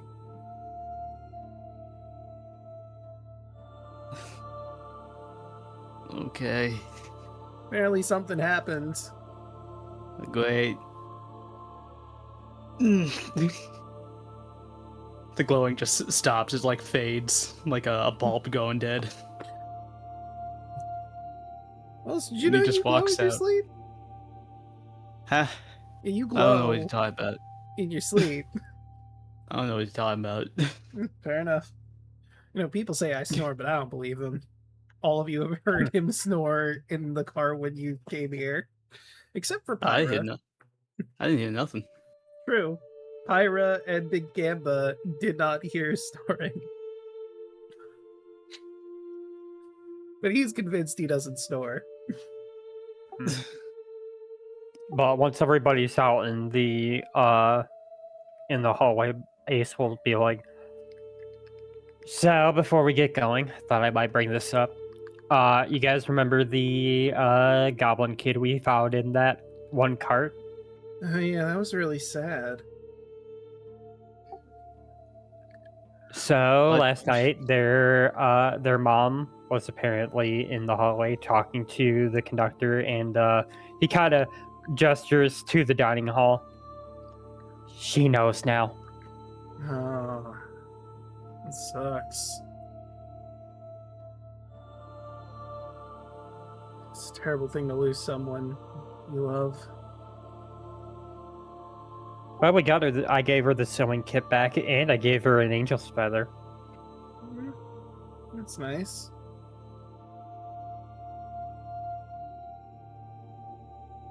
To make the people responsible for all this pay. Greed. Stuff. Back up, dead kid. Oh yeah, that's right. You weren't there for that. Yeah, we Me. found a kid crushed. And Oh. and that cargo car where you found this, how it was all cluttered.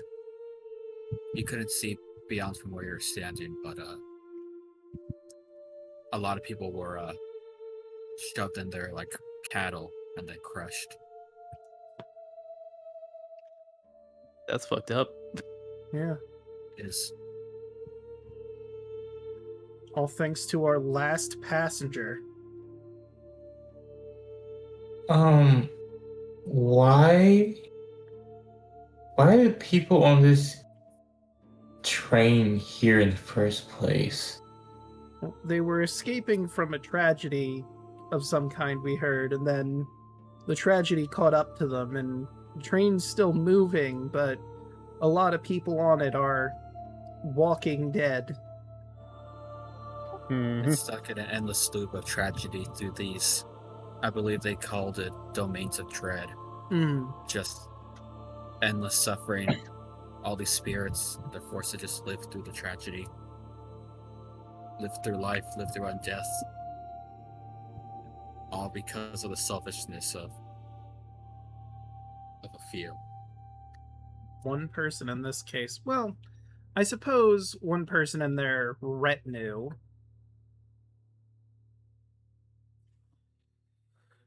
They're what? Their retinue, the people. Isn't that the word? Am I wrong? The guards and what have you? Yeah, all those guards that we've been killing. Like Josiah. Fuck that guy. Oh, right, there's child present, sorry. So I imagine Bert just covers Antonius's ears. Yeah. So who are those guards supposed to be protecting? The last passenger. Someone a very powerful noble who, as the name suggests, they were the last passenger on the train, held everyone up. Just to save themselves. Possible if they didn't get on, these people wouldn't be in this mess. Or Mhm. did I see any traces of that baby getting on the train whatsoever? You know what? If you want, I'll let you make a retroactive perception check.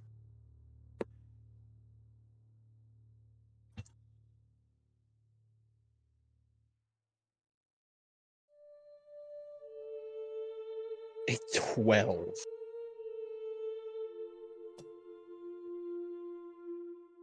You know what, with a 12, and given what I know they'd be looking at that moment, I'll give this to you as one last thing that you catch from the last of that dream. As the details of the dream are still prevalent to you, but they're fading slowly. The last thing you do remember, after you heard Josiah yelling at these people, you felt the figure you were watching through tug at a cowl covering their head as they look away from the sight of what is happening to the main group, and looking to the right, a little bit further into the crowd, you see that same maid holding a child swaddled in cloth, as standing next to him is a rather large and imposing warforge. And you feel a sense of relief wash through this person as seeing their closeness to the lineup of those towards the further back cars. Or well, actually, in this case, it would be the cars closer to the front, with this incident happening a little bit closer to the back, so as opposed to looking right, they'd look left in this case. You do feel a sense of relief wash over them as they see them a lot closer, and most likely among the first people to get on.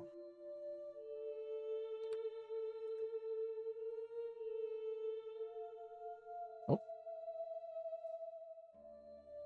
Dan just died. Oop.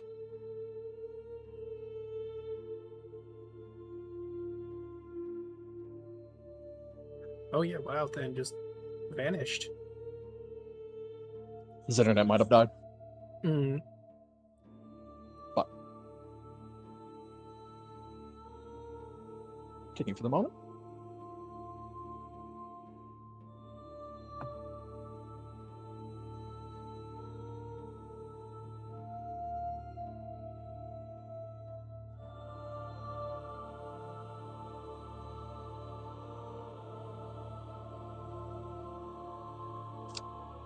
Knowing that now, is there anything else you guys are going to do in this moment? I mean, I feel like the only thing left to do is present either the rifle or the wine voucher. Do we want to try and get the wine voucher to get close, or do we want to just go towards Vivian and see what happens there?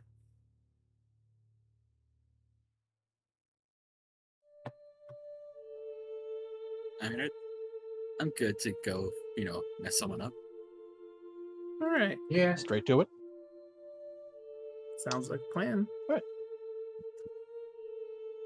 right, you gonna go through the premium coach, or are you gonna go back through the dining car to use the token? Whichever's closer. I mean, either or. It's up to you guys. I guess it's equal. I guess the premium car. All right. Then, as you begin to make your way towards the premium coach, taking note of everything that had happened and transpired in the night, and of course, Pyra, you sitting with the strangeness of that information in your head, as you guys pass through the sleeper car and into the premium coach, I need everyone to make a strength saving throw. Oh.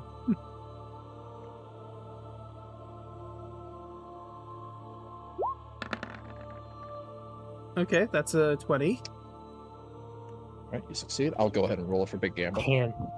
And let's see how Antonius does. That is a 16. Not too bad. Wait, it would have been one less, because that's so it's a 19. Okay. So no one catastrophically fails, which is good for you.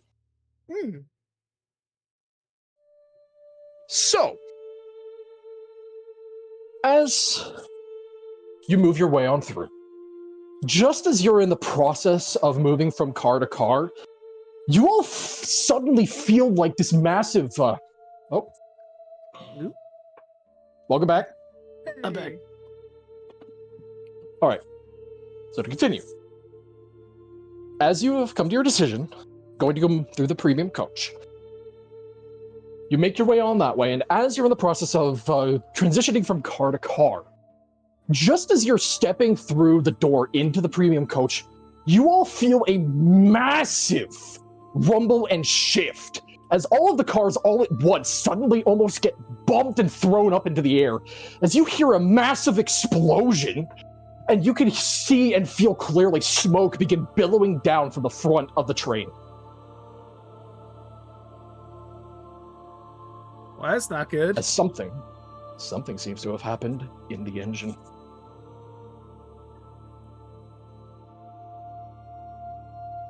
Which you note as you are standing here in between the actual spaces between this car and the next. In spite of the mist rushing by, you could see up the cars all the way to the front. There's no mist wall blocking you here.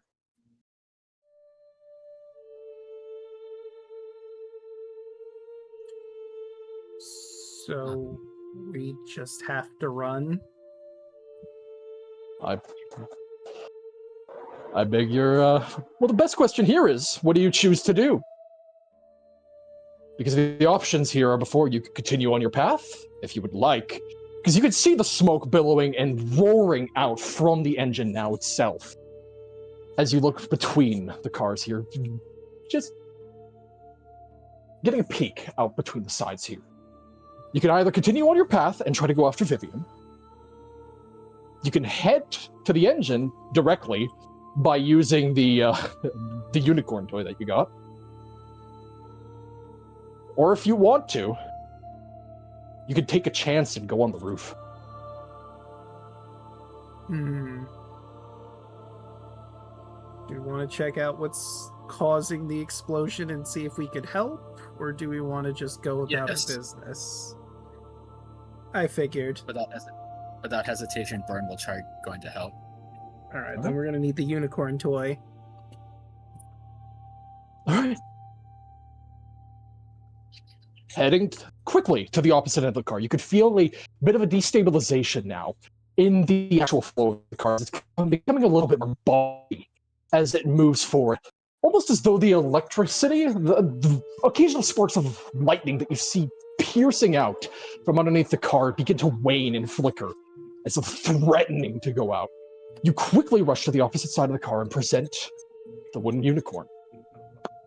Stepping through quickly through the mist, you all suddenly find yourselves in the back of what looks to be a small, like, entryway. It's its own little cabin, more or less. A place where some people could sit. Where ahead of you there is a door, but immediately to your left, you see a wounded woman clutching at her side, clearly in the midst of bleeding out. This woman adorned in an engineering garb. Upon seeing you all, you see an immediate flash of recognition to a degree before she calls out, "Hurry quick! Some of the guards are trying to take over this thing and crash it!" And that is where we're going to pick up next time. Okay.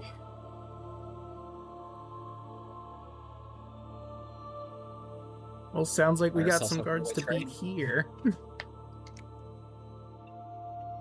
I got no job of a vacation.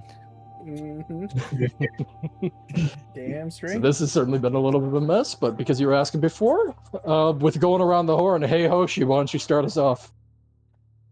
Hello, everybody. I'm Roller Hoshi. You can find me on all social media as Roller Hoshi. Every other Tuesdays, you can find me, Draco, and Chaco on our respective channel playing Baldur's Gate 3 Dishonor mode as we are continuing in the Underdark. Shadowland. My brain's not working at the moment. You good? It's late. For our off week, you'll find us playing party games.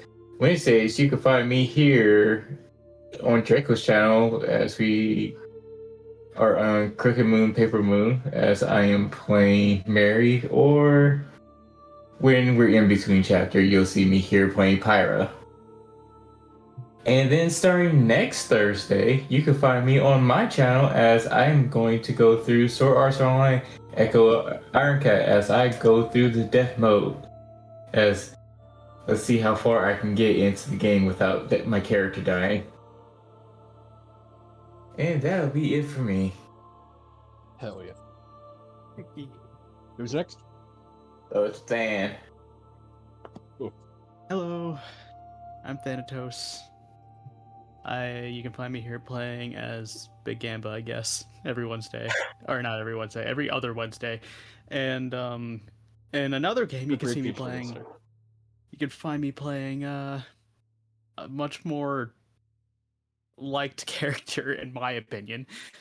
Lazarus. Oh, Big Gamba's pretty popular. Shit, Draco. Shit. Yeah. He's going to be popular with the fishes. That's why, Perry. And if we have time on Thursday for like party games or stuff, I might show up. Or if Draco's just streaming something, I'll just lurk in the chat, so you can find me there. Also, I'm also in the Lost Knights, playing a Saltbrick the Lizardfolk Artificer. And Neff, the Oni Blood Sorcerer Asmar. But we're still on a hiatus on that. I'm not sure when we'll come back, but I'm sure it'll be somewhat soon, within a few months. And that's it. Alright, who do you want to send it to? Draco. Hello. My name is Chocolate Zombie 101. You can find me all over social medias in any form of Chocolate Zombie 101. I stream on Twitch. Tuesdays you'll find me, Draco, and Hoshi doing our Baldur's Gate 3 Dishonor mode run. Lots of fun there, and when we're not doing that, you'll usually find us doing party games like Super Battle Golf and Golf with Your Friends, among others. Wednesdays you'll find me here for Crooked Moon, Sire 1313, and whatever else we decide to get into. And earlier in the day on Wednesdays, you'll find me on Twitch, on twitch.tv/twitchtheperson for our Power Under Cyberstrike campaign. Broden, have you gone yet? Nope. Then I'll toss it to you. Alright. Broden, you can just find me here on Wednesdays, whatever D&D or tabletop game that we're playing. I don't know how next week's gonna be going, so who knows if you'll see either return of Burn, the giant purple dinosaur, or be playing as Anne, a porcelain doll cleric who totally didn't sell her soul to a devil. But I think I'll just pass it to I think Mort needs to go as well. Sure, and I mean, as to what's going to be for next week, I mean, we could discuss, but as far as I'm concerned, if you want to start up Crooked Moon again, feel free. I am happy to return whenever you guys need a break in between chapters. But as it be, And you can't find me, not with that attitude. except in your walls. Maybe. Yeah, I don't know. exactly. I'm gonna be, you're gonna find me at like 3 a.m. in a dark corner eating your cheese. I don't know. That's fair. But while you can't find me, I'm gonna shameless plug someone else. I mentioned it before. For those who care, go support Net19 on BackerKit for their new coming book, Lucius. Well, wow, Lucius. Wow, The Soul of Trickery. God, revamp. Anyways, that's that. Go ahead, Draco. Right? Of course, you've already found me here. I stream on Sunday, Tuesday, Wednesday, and when Yellingatme comes back, Friday. Sunday will be Yakuza Like a Dragon Infinite Wealth. We're just starting that out. Excited for that. Tuesdays, as previously mentioned, you can find us here for Baldur's Gate 3 with Chocolate Zombie 101 and Royal Hoshi for that. Or we do party games, all sorts. Wednesdays, you can find us here for either more Series 1313 and the Crooked Moon Paper Moon. In Crooked Moon Paper Moon, our heroes have just gotten back to town. They need to covertly get the wedding ring they got back to Adela without her husband finding out, and find a hag that's hiding somewhere in town. Will they find her? Will something draw their attention? You'll just have to tune in to find out. And on Fridays, when that starts happening, we're going to be, I believe, doing Ace Attorney with Yelling. But with all of that said and done, how about we find someone to raid? Riku is live. I want our raid message to be Train Exploded. Train exploded. Yeah, just tell him the train exploded. Get his ass. So feel free to copy that message. We'll see you all over there. Night, streamy people. Bye-bye. Don't make a gamble you can't win. Big Gamba, what did you get here? I've He's always been spreading. here. He's like a disease. Do He's a what he mob. did. Do He's a what he mob. did.